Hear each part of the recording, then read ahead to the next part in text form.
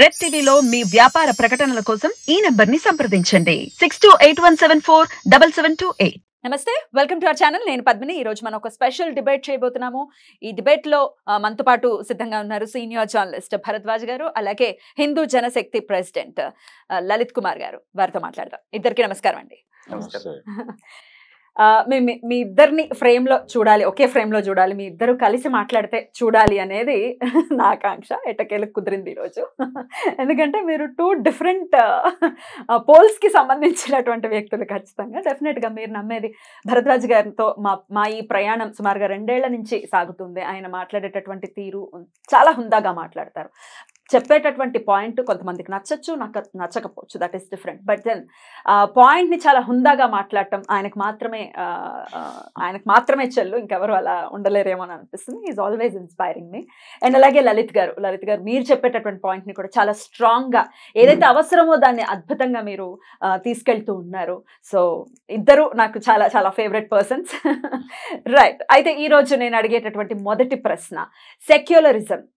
కొంతమంది మేధావులు అనే మాట ఏంటంటే, ఇండియాకి అసలు సెక్యులరిజం అనేది చాలా ప్రమాదకరం, అసలు ఉండకూడదు. ఈ సెక్యులరిజం అనేది మనది కాదు, మనం అడాప్ట్ చేసుకున్నాము, అది చాలా చాలా ప్రమాదకరం అని కొంతమంది మేధావులు మాట్లాడుతూ ఉంటారు. మీ పాయింట్ ఆఫ్ వ్యూ ఏంటి, మీ పాయింట్ ఆఫ్ వ్యూ ఏంటి, రెండు కూడా తెలుసుకోవాలనుకుంటున్నాను. ముందుగా ఎవరు మొదలు పెడతారు? భరద్వాజ్ గారు. సార్ చెప్పండి సార్.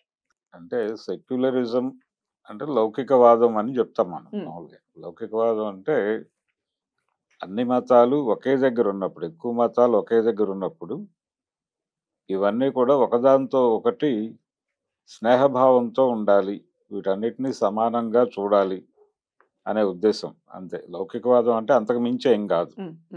సో దీన్ని అడాప్ట్ చేసుకోవడానికి తప్పేం లేదు. అంటే 4 మతాలు, ఇప్పుడు మతరాజ్యం కాదు ఇది. మతరాజ్యం అయితే లౌకికవాదంతో సంబంధమే లేదు. మతరహిత రాజ్యం అయినా కానీ లౌకికవాదం అక్కర్లేదు. అంటే మతమే ఒక పిచ్చి అని అనుకుంటే, అంటే మతం ఒక పిచ్చి అనుకుంటే 4 మతాలు ఒకే దగ్గర ఉండాలి అనుకోవడం పిచ్చాసుపత్రి లాంటి కాన్సెప్ట్ అనే పద్ధతిలో కూడా కొంతమంది వ్యాఖ్యానాలు చేశారు లౌకికవాదానికి. లౌకికవాదం అంటే ఏమీ కాదు, పిచ్చాసుపత్రి అని చాలా ఒక ప్రముఖ రచయిత వ్యాఖ్యానం చేయటం నేను చదివా. కాబట్టి అదొక యాంగిల్, అదొక కోణం. కానీ 4 మతాలు ఒక దగ్గర ఉన్నప్పుడు స్నేహభావంతో మెలగాలి అనేది, ఒకరిని ఒకరు గౌరవించుకుంటూ, ఒకరి పండగలు ఒకరు సెలబ్రేట్ చేసుకుంటూ, ఒకరి మీద ఒకరు ద్వేషభావంతో లేకుండా ఉండగలిగితే బాగుంటుంది అనేటువంటి ఒక ఆదర్శం. ద్వేషభావంతో హిందువులు లేరు కాబట్టే మిగతా మతం వాళ్ళు మన్నగలుగుతున్నారు ఇక్కడ అంటే మీరు ఏకీభవిస్తారా? అలా కాదండి. అంటే ద్వేషభావంతో లేరు కాబట్టి అనటంలోనే ఒక చిన్న దాన్ని ఏమిటంటారు, మేము ఉన్నాము అంటే మీరు లేరు అనేటువంటి సెన్స్ వస్తుంది. అసలు అది లేకుండా, అసలు ఆ ప్రస్తావనే లేకుండా ఉంటే మంచిది. అంటే ఇంకొక ముట్నూరి కృష్ణారావు గారు ఒక మాట చెప్పేవాడు. కృష్ణా పత్రిక సంపాదకుడు ఆయన. ఏ దేశంలో అయినా కానీ మెజారిటీ మతంలో అభద్రత ఉంటే ఆ సమాజంలో కొంత డిస్టర్బెన్స్ ఉంటుంది. అంటే మిగిలిన మతాల్లో కూడా కొంత ఆందోళన మొదలవుతుంది. అది ఏదో పద్ధతిలో మత కల్లోలాల దిశగా కదలచ్చు. కాబట్టి భిన్నమైనటువంటి మతాలు ఒక దగ్గర ఉన్నప్పుడు వీటి మధ్య స్నేహభావాన్ని అన్ని విధాలుగాను, కల్చరల్గాను, అంటే వాళ్ళ పాటలు వీళ్ళు పాడటం, వీళ్ళ సాహిత్యం వాళ్ళతో చదివించడం, ఇలా ఏదో ఒక ప్రక్రియ రెగ్యులర్గా నడుస్తూ ఉండాలి అని చెప్పాడు ఆయన. ఆయన ఆర్టికల్ ఉంది, ఆయన సంపాదకీయాల్లో ఉంటుంది. ముట్నూరి సంపాదకీయాలని తెలుగు యూనివర్సిటీ వాళ్ళు వేసినటువంటి పుస్తకంలో ఉంటుంది. ఇది జనరల్గా లౌకికవాదానికి సంబంధించినటువంటి ఒక వ్యాఖ్యానం. 4 మతాలు ఒక దగ్గర ఉన్నప్పుడు లౌకికవాదం అనేది అవసరమే. దేనికి అవసరం అంటే 4 మతాలు స్నేహభావంతో మెలగటానికి, అంతవరకే. అంతకు మించి దాని నుంచి వచ్చేటువంటి ప్రమాదం ఏమీ లేదు. రైట్. లలిత్ గారు, వాట్ ఈస్ యువర్ ఒపీనియన్? మొదటగా లౌకికవాదం అనేది ప్రమాదకరం కాదా అనే చర్చకు వెళ్లే ముందు ఉపయోగం లేదా అనేది మాట్లాడుకుందాం. ఎస్, మేబీ సార్ చెప్పినట్టు కొన్ని సమాజాలకి బహుశా అది అవసరమేమో. కానీ భారతదేశం లాంటి చోట, సనాతన ధర్మం ఉన్న చోట లౌకికవాదం అనే పదం యొక్క ఉనికి కూడా ఇక్కడ అవసరం లేదండి. లౌకికవాదం అనే పదం వల్ల ఎటువంటి ప్రయోజనము ఉపయోగం కూడా లేదు. ఎందువలన చెప్తానండి. కాకపోతే దానికంటే ముందు క్లారిఫికేషన్ ఇవ్వాల్సింది ఏంటంటే, ఇంత అనుభవజ్ఞులు చెప్పారు మీరు. కాకపోతే సార్ లౌకికవాదానికి చెప్పిన భాష్యం ఏదైతే ఉందో అది దురదృష్టవశాత్తు తప్పు చెప్పారని చెప్పడానికి ముందుగా చింతిస్తున్నాను. ఎందుకంటే లౌకికవాదం అంటే ఫస్ట్ ఆఫ్ ఆల్ అన్ని మతాల్ని గౌరవించుకోవటమో లేకపోతే అన్ని మతాల్ని సమానంగా చూడటమో కాదండి. లౌకికవాదం అంటే ఏంటంటే the state it self should not endorse any religion. ప్రభుత్వానికి లేదా రాజ్యానికి ప్రత్యక్షంగా తను ఏ మతాన్ని కలిగి ఉండకూడదు అని చెప్పటమే ఇది. ఇక్కడ భారతదేశంలో అన్ని రకాల మతాలు ఉన్నప్పుడు ప్రభుత్వం ఏం చేస్తుంది, నేను ఒక మతానికి సంబంధించి పాటించట్లేదు, పట్టించుకోవట్లేదు, నేను ఏ మతంతో సంబంధం లేకుండా అందరినీ ఒకేలా చూస్తానని చెప్పటం మాత్రమే. అది పూర్తిగా పాలనాపరమైన పదం మాత్రమే లౌకికవాదం. లౌకికవాదం అంటే ఏంటండి, ఈ లోకానికి సంబంధించిన వ్యవహారాలకు మాత్రమే సంబంధించింది. భగవంతుడు అనేది మనిషికి లేకపోతే ఇంకేదో కాస్మిక్ థింగ్ కి సంబంధించింది. అది ఆధ్యాత్మికమైనది, ఆత్మ సంబంధమైనది, భౌతికమైనది కాదు. భగవంతుడికి భక్తుడికి ఉండే సంబంధం. కానీ ప్రభుత్వాలు ఆ అలౌకికమైన సంబంధాలను పట్టించుకోదు. కేవలం లౌకికంగా ఉన్న వ్యవహారాల్లో మాత్రమే జోక్యం చేసుకుంటుంది. అంటే మనిషికి ఉండే సంబంధాలనే తప్ప మనిషికి భగవంతుడికి ఉండే సంబంధాల విషయంలో మేము కల్పించుకోము, మేము జోక్యం చేసుకోము అని చెప్పటం మాత్రమే లౌకికవాదం యొక్క ఉద్దేశము. ఇక సార్ ఇంకో మాట కూడా అన్నారు, ఇది మత రాజ్యం కాదు అని చెప్పేసి. భారతదేశం మాత్రమే కాదండి, ప్రపంచంలో ఏది కూడా మత రాజ్యం కాదు. ఈరోజు పాకిస్తాన్ ఇస్లామిక్ దేశం, కానీ పాకిస్తాన్లో ముస్లింలు మాత్రమే ఉన్నారా అంటే అక్కడ హిందువులు ఉన్నారు, క్రైస్తవులు ఉన్నారు, సిక్కులు ఉన్నారు. కానీ అది ఇస్లామిక్ దేశంగా ఎలా ఉంది అంటే అక్కడ ముస్లిం మెజారిటీలుగా ఉన్నారు కాబట్టి, ఎక్కువ ముస్లిం మెజారిటీగా ఉన్నారు కాబట్టి, ముస్లింలు మెజారిటీగా ఉన్న చోట వాళ్ళు ఖచ్చితంగా వాళ్ళ మతపరమైన ఖురాన్లో చెప్పబడ్డవి లేదంటే వాళ్ళ షరియాలో చెప్పబడ్డవి ఏవైతే ఉంటాయో వాటిని అమలు చేయాలని కోరుకుంటారు కాబట్టి అది జరుగుతూ ఉంది.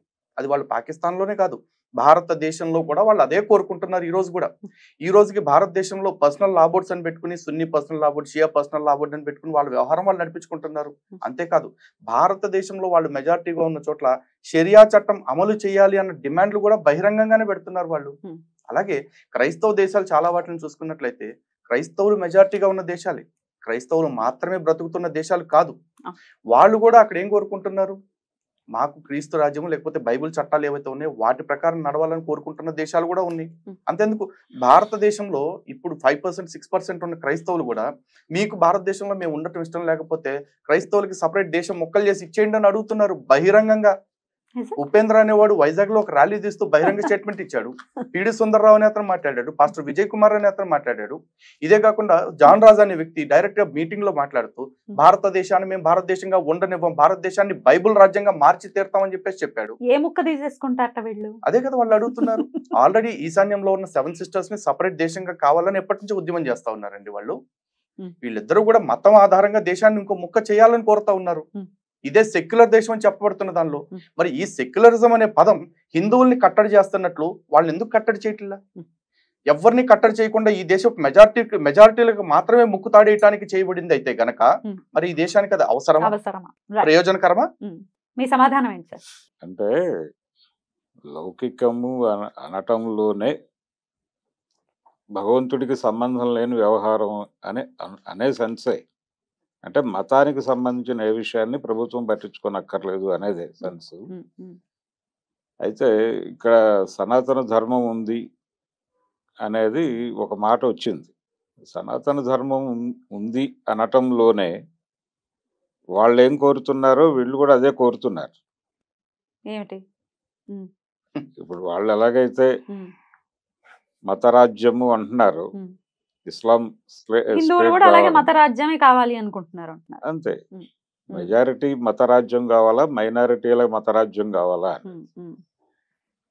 ఇది చర్చ ఏంటంటే ఈ దేశంలో ఉన్నారు చాలా మతాల వాళ్ళు ఉన్నారు ఇక్కడ, ఉండనివ్వండి వాళ్ళని. ఇప్పుడు ఈ దేశం ఇస్లామిక్ దేశం కావాలనో లేకపోతే హిందూ రాజ్యం కావాలనో లేకపోతే క్రిస్టియన్ స్టేట్ కావాలనో అని అనుకోనక్కర్లేదు. ఇక్కడ ఉన్నటువంటి మనుషులందరూ మనుషుల్లాగా బతకగలిగే పరిస్థితి ఉంటే చాలు. అంతే తప్ప మతరాజ్యం అనే సెన్స్లో వెళ్ళక్కర్లేదు. అంటే దీన్ని పొలిటికలైజ్ చేయొద్దు మతాన్ని అనేది. పొలిటికలైజ్ చేయటం అనేది ఎక్కడ మొదలైంది? ఒక ప్రయోజనం కోసం మొదలైంది. నిజానికి దేశాన్ని చాలా సంవత్సరాలు ఇస్లాం పరిపాలకులు పరిపాలించారు. అంత మాత్రం చేత ఇది ఇస్లాం స్టేట్గా మారిపోయి ఉండాలి కదా, అప్పుడే మారలేదు కదా. వాళ్ళ మీద ఒక అభియోగం వీళ్ళందరినీ మతం మార్చేస్తున్నారు అది ఇది అని కదా. అటువంటి ప్రమాదం ఏం జరగలేదు. ఒకవేళ ఫ్యూచర్ లో జరిగితే ఏంటి, దానికి ఎవరు జవాబుదారీ? 1000 సంవత్సరాల పైన వాళ్ళు పరిపాలించినప్పుడే అప్పుడే ఏం సాధ్యపడలేదు, జరగలేదు. ఇప్పుడేం సాధ్యపడుతుంది అని అంటున్నారు. అయినా అసలు సెక్యులరిజం ఖచ్చితంగా ప్రమాదకరమే, అది అవసరం లేదు అంటున్నారు వారు, సూటిగా చెప్తారు. అక్కర్లేకపోతే ఏం కావాలని అసలు అది ప్రమాదకరం, అసలు ఓకే, అది ఉండటం ప్రమాదకరమే. ప్రమాదకరం. లౌకికవాదం అనేది ఉమ్. లేదు. ఉమ్. తీసేసిన తర్వాత ఏమిటి ఆదర్శం? ఉమ్. ఏ తరహాలో ఉండాలి ఉమ్. రాజ్యం? ఏ తరహాలో ఉండాలనేది me what is your opinion? Definite గా చెప్తానండి. ఉమ్. సెక్యులరిజం అనే పదం లేకపోతే ఎలా ఉండాలి అంటే, సెక్యులరిజం అనే పదం రాకముందు భారతదేశం ఎలా ఉంది? అలా ఉండాలి అని 1950లో రాజ్యాంగం రాయబడితే మనకి రాజ్యాంగం అమల్లోకి వస్తే ఉమ్. 1950 నుంచి 76 వరకు కూడా భారతదేశంలో ఎక్కడ మత ఘర్షణలు జరగలే, భారతదేశంలో ఎక్కడ కూడా విపరీతాలు ఏం జరగలేదు. ఇప్పుడు ఎలా ఉందో అప్పుడు అలాగే ఉంది వాతావరణం. అప్పుడు కూడా పరమత సహనం ఉంది. అండ్ సెక్యులరిజానికి టాలరెన్స్ కి చాలా డిఫరెన్స్ ఉందండి, రిలీజియస్ టాలరెన్స్ కి.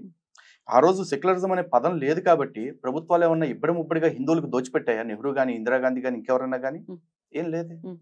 కానీ సెక్యులరిజం అనే పదం వచ్చిన తర్వాతే కదా హజ్ యాత్రలు వెళ్తానికి ఒక మతానికి డబ్బులు ఇస్తున్నారు, హోలీ ల్యాండ్స్ వెళ్తానికి ఇంకో మతానికి డబ్బులు ఇస్తున్నారు, దర్గాలు షాదీఖానాలు కట్టుకోవడానికి, మసీదులు కట్టుకోవడానికి డబ్బులు ఇస్తున్నారు, చర్చ్ ప్లాంటేషన్ కోసం డబ్బులు ఇస్తా ఉన్నారు. హిందూ గుళ్ళని మాత్రం హిందూ దేవాదాయ శాఖ అని పెట్టేసి ఆ దేవాదాయ శాఖ నుంచి వచ్చే డబ్బులన్నింటిని మాత్రం ప్రభుత్వ ఖజానాల్లోకి గుత్తగా వేసుకుంటున్నారు, హిందూ దేవాలయాల్ని కబ్జాలో పెట్టుకుని. మరి సెక్యులరిజం అన్నప్పుడు, మతరహితమైన ప్రభుత్వాలు అన్నప్పుడు ఏ మతానికి సంబంధించింది నీ కంట్రోల్లో పెట్టుకోకూడదు కదా. ఆర్టికల్ 26, 27 ప్రకారము మా మతపరమైన వ్యవహారాలు మేము నిర్వర్తించుకోవటానికి మాకు పూర్తి స్వేచ్ఛ రాజ్యాంగం ఇచ్చింది కదా. మిగతా అన్ని మతాలకి మత స్వేచ్ఛ ఉన్నప్పుడు, మిగతా అన్ని మతాల వాళ్ళకి వాళ్ళ మత కేంద్రాలు నిర్వహించుకునే స్వతంత్రం ఉన్నప్పుడు, స్వేచ్ఛ ఉన్నప్పుడు, ఒక్క హిందువులమైన మా మీద మాత్రమే నీ అజమాయిషి ఏంటి? ఇది ఎక్కడ సెక్యులరిజం? మరి పైగా సార్ ఇంకో మాట అంటున్నారు, ముస్లింలు అన్ని వందల సంవత్సరాలు పరిపాలించినా కూడా భారతదేశంలో హిందువుల్ని మతం మార్చలేకపోయారు, ముస్లిం రాజ్యంగా మార్చలేకపోయారు కదా అంటే అది వాళ్ళ చేతకంతనం, హిందువుల యొక్క గొప్పతనం, అప్పటి నుంచి ఉన్న హిందువుల గొప్పతనం. కానీ ఈ రోజుకి కూడా ముస్లింలు ఎవరైతే ఉన్నారో వాళ్ళు భారతదేశాన్ని ఇంకా ముస్లిమ్స్ గా మార్చాలని చూస్తూనే ఉన్నారు. ఆ ప్రాజెక్ట్ పేరే కదా గజ్వాయ్ హింద్ అనేది, unfinished task of making India as Islamic nation. ఆ గజ్వాయ్ హింద్ అనేది ఇప్పటికీ కూడా నడుస్తా ఉంది. ఆ గజ్వాయ్ హింద్ ప్రాజెక్ట్ కింద కొన్ని వేల కోట్ల రూపాయలు పెట్రోల్ డబ్బులు ఇబ్బడి ముబ్బడిగా భారతదేశానికి వస్తా ఉన్నాయి. ఆ డబ్బులతోనే లవ్ జిహాదులు చేస్తున్నారు, ఆ డబ్బులతోనే ల్యాండ్ జిహాదులు చేస్తున్నారు, ఆ డబ్బులతోనే ఈ రోజున మతోన్మాద పార్టీలు కూడా చివరికి సెక్యులర్ పార్టీ లాగా గుర్తించబడుతున్నాయి. లేకపోతే ఈరోజు తమిళనాడు ఎలక్షన్సే చూసుకుందామండి. డిఎంకే అనే పార్టీ తన కూటమిలో ఐయుఎంఎల్ అనే ఒక పార్టీని పొత్తులోకి తీసుకుంది, ఇండియన్ యూనియన్ ముస్లిం లీగ్. ఈ పార్టీ పేరు గుర్తుపెట్టుకోండి, ఇండియన్ యూనియన్ ముస్లిం లీగ్ పార్టీ. మరి డిఎంకే, నేను స్టాలిన్ ఏమంటాడు, నేను సెక్యులర్ అని చెప్పేసి చెప్తాడు కదా. నువ్వు సెక్యులర్ అయితే ఒక ముస్లిం లీగ్ అనే పార్టీని, ఆ పార్టీ చార్టర్ మొత్తం చూడండి, కమిటీలో ఎంతమంది హిందువులు క్రైస్తవులు ఉంటారో 98% ముస్లింసే ఉంటారు.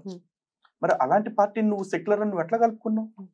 పైగా కాంగ్రెస్ పార్టీ నాయకుడు రాహుల్ గాంధీ బహిరంగంగా నిస్సిగ్గుగా స్టేట్మెంట్ ఇచ్చాడు ప్రెస్ మీట్ లో, ముస్లిం లీగ్ ఇస్ సెక్యులర్ పార్టీ అని చెప్పేసి. How come it happens? I don't understand. And ఇంకోటి, అదే రాష్ట్రంలో ఇంకో కూటమి ఉంది ఆపోజిట్, ఏఐఏడిఎంకే అని చెప్పేసి. ఆ ఏఐడిఎంకే వాళ్ళు ఎవరితో పొత్తు పెట్టుకున్నారు? వాళ్ళ అలయన్స్ లో SDPI, socialist democratic party of India అని చెప్పేసి ఒక పార్టీ ఉంది. ఆ పార్టీని అలయన్స్ లో పెట్టుకుని ఒక సీట్ ఇచ్చారు వాళ్ళకు కూడా. ఈ ఎస్డిపిఐ అంటే ఎవరు? మొన్న నిషేధానికి గురైన పిఎఫ్ఐ ఏదైతే ఉందో, పాపులర్ ఫ్రంట్ ఆఫ్ ఇండియా, అంటే అత్యధిక మంది హిందువుల్ని ఊచకోత కోసి చంపిన ఒక సంస్థ, తీవ్రవాద సంస్థగా ముద్రపడి నిషేధానికి గురైంది. ఆ పార్టీ అనుబంధ సంస్థ ఎస్డిపిఐ. పిఎఫ్ఐ నిషేధానికి గురైనప్పుడు పిఎఫ్ఐ అనేది ఒక డెమోక్రాటిక్ సంస్థ, అలాంటి సంస్థని ఎట్లా నిషేధిస్తారు అంటూ గొంతెత్తి మాట్లాడింది ఎస్డిపిఐ. అలాంటి పార్టీతో ఏఐడిఎంకే పొత్తు పెట్టుకుంది. ఇప్పుడు ఇక్కడ చూసుకుంటే మనకి ఏ పార్టీ అధికారంలోకి వస్తే ఆ పార్టీ ఎంఐఎంతో అంటగాగుతారు, మజ్లిస్ ఇత్తహాద్ అల్ ముస్లిమీన్. మరి ఇది కూడా సెక్యులర్ పార్టీ కింద చలామణి అవుతుంది. వై ఓన్లీ హిందువుల కోసం మాట్లాడే పార్టీ మాత్రమే కమ్యూనల్ అవుతుందో నాకు అర్థం కావట్లేదు. ఇది ఎక్కడ విచిత్రం అండి? సార్ మీరు ఆన్సర్ చేయాలి సార్, సూటిగానే చెప్తున్నానండి. అయితే ఇక్కడ minority minority and sorry to disturb you sir, sir చెప్పిన దాంట్లో ఇందాక కంటిన్యూషన్ ఒక మాట ఉందండి. భారతదేశం గురించి మాట్లాడుతూ ఇక్కడ సనాతన ధర్మం ఉంది అంటున్నారు, అలా అంటే అది కూడా మతపరంగా ఆలోచనే కదా అని చెప్పేసి అంటున్నారు. ఒకటండి, ఇస్లామిక్ దేశాలకి, ముస్లిం దేశాల, క్రైస్తవ దేశాలకి సనాతన ధర్మం పాటించే భారతదేశానికి బోల్డ్ అంత వ్యత్యాసం ఉంది. కారణం ఏంటంటే 2000 సంవత్సరాల క్రితం క్రిస్టియానిటీ లేదు, కానీ ఈరోజు 151 క్రైస్తవ దేశాలు ఉన్నాయి. 1400 సంవత్సరాల క్రితం ఇస్లాం లేదు, కానీ ఈరోజు 60 ఇస్లామిక్ దేశాలు ఉన్నాయి. కానీ భారతదేశంలో సనాతన ధర్మం కొన్ని లక్షల సంవత్సరాల నుంచి ఉంది. బహుశా చరిత్రపరంగా చూసుకుంటే గనక సైంటిఫిక్ ఆధారాల ప్రకారం మాట్లాడితే కొన్ని వేల సంవత్సరాలనే అనుకుందాం. కొన్ని వేల సంవత్సరాల నుంచి ఇక్కడ సనాతన ధర్మం ఉంది. ఈ సనాతన ధర్మం ఉన్న చోట జీరోతో మొదలైన క్రిస్టియానిటీ ఈ రోజు క్షేమంగా ఉంది, ఇస్లాం ఈ రోజు క్షేమంగా ఉంది, హైందవం ఎందుకు స్ప్రెడ్ అవ్వట్లేదు. అదే చెప్తున్నా అండి, భారతదేశంలో హిందువులు ఎవరికి కూడా టార్గెట్లు పెట్టలేదు. నువ్వు ఈ మతాన్ని పాటిస్తున్నావు కాబట్టి నీకు స్వర్గం కావాలంటే ఇంకో 10 మందిని నీ మతంలోకి మార్చు అని నాకు లేదు. నువ్వు ఇంకో 10 మందిని నీ మతంలోకి మారిస్తే నీకు స్వర్గంలో నీకు కన్యలను ఇస్తాడు, లేకపోతే పరలోకంలో నీకు మందు పాత్రలు ఇస్తాడు అని చెప్పి నాకు ఎవరు రాయలేదు, చెప్పలా. సరే, ఈ పాయింట్ తో పాటు నాకు చెప్పింది ఒకటే అండి, బీ గుడ్ డూ గుడ్, నువ్వు మంచిగా ఉండు, మంచి చెయ్యి అని చెప్పేసి చెప్పారు. మేము అదే చెప్తున్నాం, మా శాస్త్రాలు కూడా మాకు అదే చెప్తున్నాయి. సత్కర్మ సత్ఫలితం, దుష్కర్మ ఏవో దుష్ఫలం. మంచి పని చేసుకుంటే మంచి ఫలితాలు, చెడు చేసుకుంటే చెడు ఫలితాలు వస్తాయి అన్నారు. Conduct it self matters. కానీ మేధావులు అనే పాయింట్ ఏంటంటే, మీరు మార్చారా మార్చలేదా అనేది పక్కన పెడితే చాలా కాంప్లెక్స్ గా ఉంటుంది హైందవం. ఇప్పుడు క్రిస్టియానిటీ ఇస్ వెరీ సింపుల్, ఈజీగా ఉంటుంది టు ఫాలో. పూజలు చేయక్కర్లేదు, వ్రతాలు చేయక్కర్లేదు, కొబ్బరికాయలు కొట్టక్కర్లేదు, just go confess, that's it. కర్మ ఏంటంటేనండి, సనాతన ధర్మం అర్థం చేసుకోలేక పక్క మతాలు తేలిగ్గా ఉన్నాయి అని చెప్పేసి తేలికైంది అర్థమైతే చాలు అనుకునే వాడిని కూడా మీరు మేధావిగా గుర్తించారు. మీకు ఫస్ట్ నమస్కారం చెప్పాలి. నిజంగా కొంతమంది మేధావులు అలా మాట్లాడు. నిజంగా సార్ అలా కదంటే ఒక చోట ఏదో ఇదిగా ఉంది, అది కొంచెం టఫ్ గా ఉంది అని చెప్పి ఇంకో చోటకి వెళ్ళటం అలా కాదండి, అలా వెళ్ళరు. సార్ కాంప్లెక్స్ గా ఉంది అంటే ఆ సెన్స్ కాదండి, రకరకాల అంటే ఒకటే మాట మేడం. ఇప్పుడు మీ ఆఫీస్ కాడికి వచ్చామండి, 5th ఫ్లోర్ కి రావాలి. 5th ఫ్లోర్ కి రావడానికి 5 ఫ్లోర్లు ఎక్కాలి, మెట్లు ఎక్కాలి. That will be complex. But definitely ఇక్కడికి వస్తే ఏసీలో కూర్చున్నాం, చక్కగా మాట్లాడుకుంటున్నాం. ఈజీగా ఉంది కదా అని 5th ఫ్లోర్ నుంచి నేను కిందకు దూకేస్తే అలా కాదండి. అంటే కాంప్లెక్సిటీ అనేది వేరు. వాళ్ళు అంటే ఎవరైనా మాట్లాడుంటే ఆ సెన్స్ వేరు. ఏంటి సెన్స్ ఏంటి సార్, చెప్పండి సార్. అంటే దీనిలో ఉన్నటువంటి రకరకాల అణచివేతల వలన ఎవరైనా వెళ్ళిపోయి ఉంటే, అంటే మతంలో ఉన్నటువంటి నిర్మాణపరమైన కుల వ్యవస్థ ఉంది, దీనికి సంబంధించి ఇబ్బందులు ఎదుర్కొని వాళ్ళు వెళ్ళిపోవచ్చు పక్క వేరే ప్రయోజనాల కోసమే. సార్ అణచివేతలు ఇప్పుడైతే ఏం లేవు కదా, ఇప్పటికీ జరుగుతూ ఉన్నాయి కదా. మరి ఇప్పటికీ అణచివేత లేదని ఎలా అంటారు? ఉంది కదా, అణచివేతలు ఉన్నాయండి ఇప్పటికీ. సార్ వర్షన్ అయిపోయిన తర్వాత నేను చెప్తాను. చెప్పండి, పర్లేదు, నేనేం మాట్లాడను. నా ఉద్దేశంలో అణచివేతలు ఉన్నాయి, కుల సమాజం ఉంది, కులపరమైనటువంటి అణచివేతలు ఈ రోజుకి జరుగుతున్న మాట వాస్తవమే. కాబట్టి దానికి సంబంధించి ఎవరైనా ఇబ్బంది పడి అవతల కూడా ఉంటాయి, ఏ మతంలోనైనా ఉంటాయి. అది ఒక మతం గొప్పది, ఇంకో మతం దుర్మార్గం అయింది నేను అంటలేదు. అసలు టోటల్గా ఒక మతం మీద లేకపోతే ఒక దేవుడి మీద డిపెండ్ అవటం మీదే నాకు ఇబ్బంది ఉంది. అందుచేత నేను హిందూ దేవుళ్ళని, క్రైస్తవ దేవుళ్ళని, లేకపోతే ప్రపంచంలో ఉన్న అందరు దేవుళ్ళని ఒకే ఘాటన కట్టేసే చూస్తాను.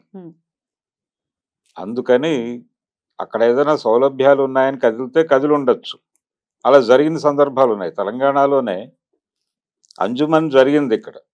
ఇక్కడ మత మార్పిడిలు జరిగినప్పుడు పై కులాల కంటే కూడా కింది కులాల వాళ్ళే ఎక్కువ వెళ్ళారు.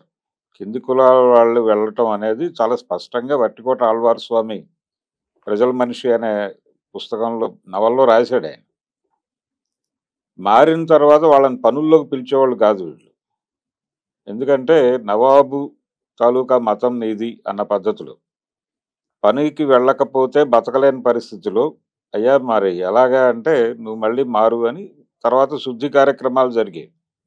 మళ్ళీ శుద్ధి చేసుకుని వాళ్ళు వచ్చి పనుల్లో చేరేవాళ్ళు. ఇది నిరంతరాయంగా కొనసాగినటువంటి ప్రక్రియ. మతం మార్పిడి చేయటం అనేది జరిగింది, అది జరగలేదని నేను అంటలేదు. శుద్ధి కార్యక్రమం కూడా జరిగింది, అది జరుగుతోంది. గర్వాపసి అంటున్నారు ఈ మధ్యకాలంలో. ఇవి జరుగుతూనే ఉన్నాయి నిరంతరం.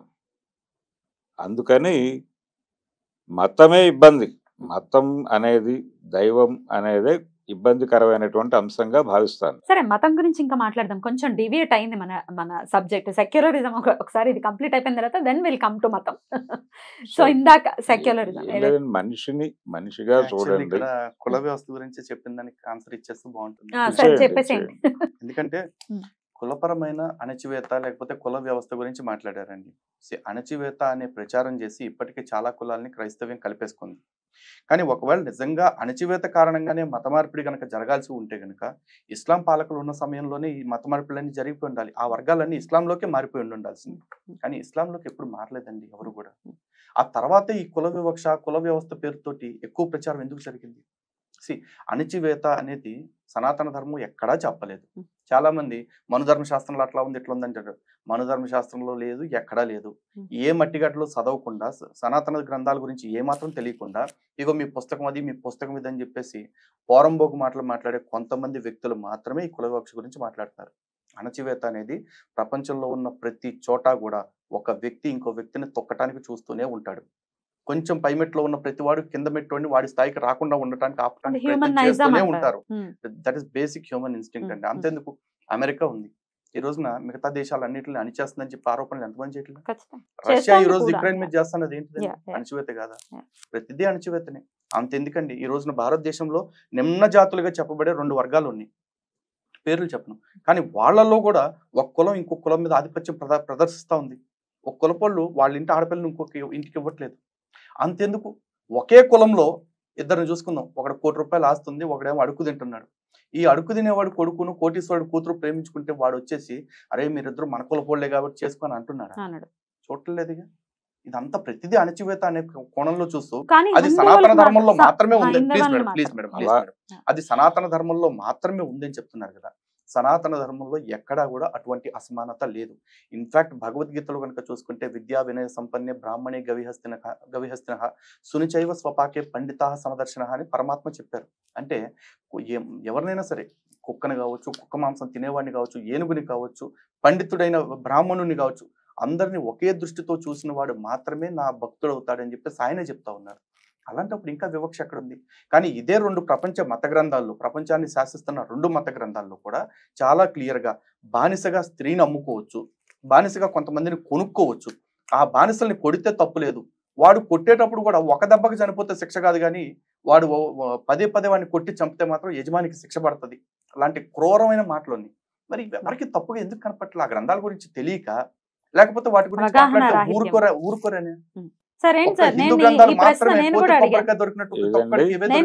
నేను ఈ ప్రశ్న అవగాహన రాహిత్యమా లేకపోతే భయమా? ఇతర గ్రంథాల గురించి మాట్లాడటం కొంతమంది మాట్లాడరు కదా దీని గురించి.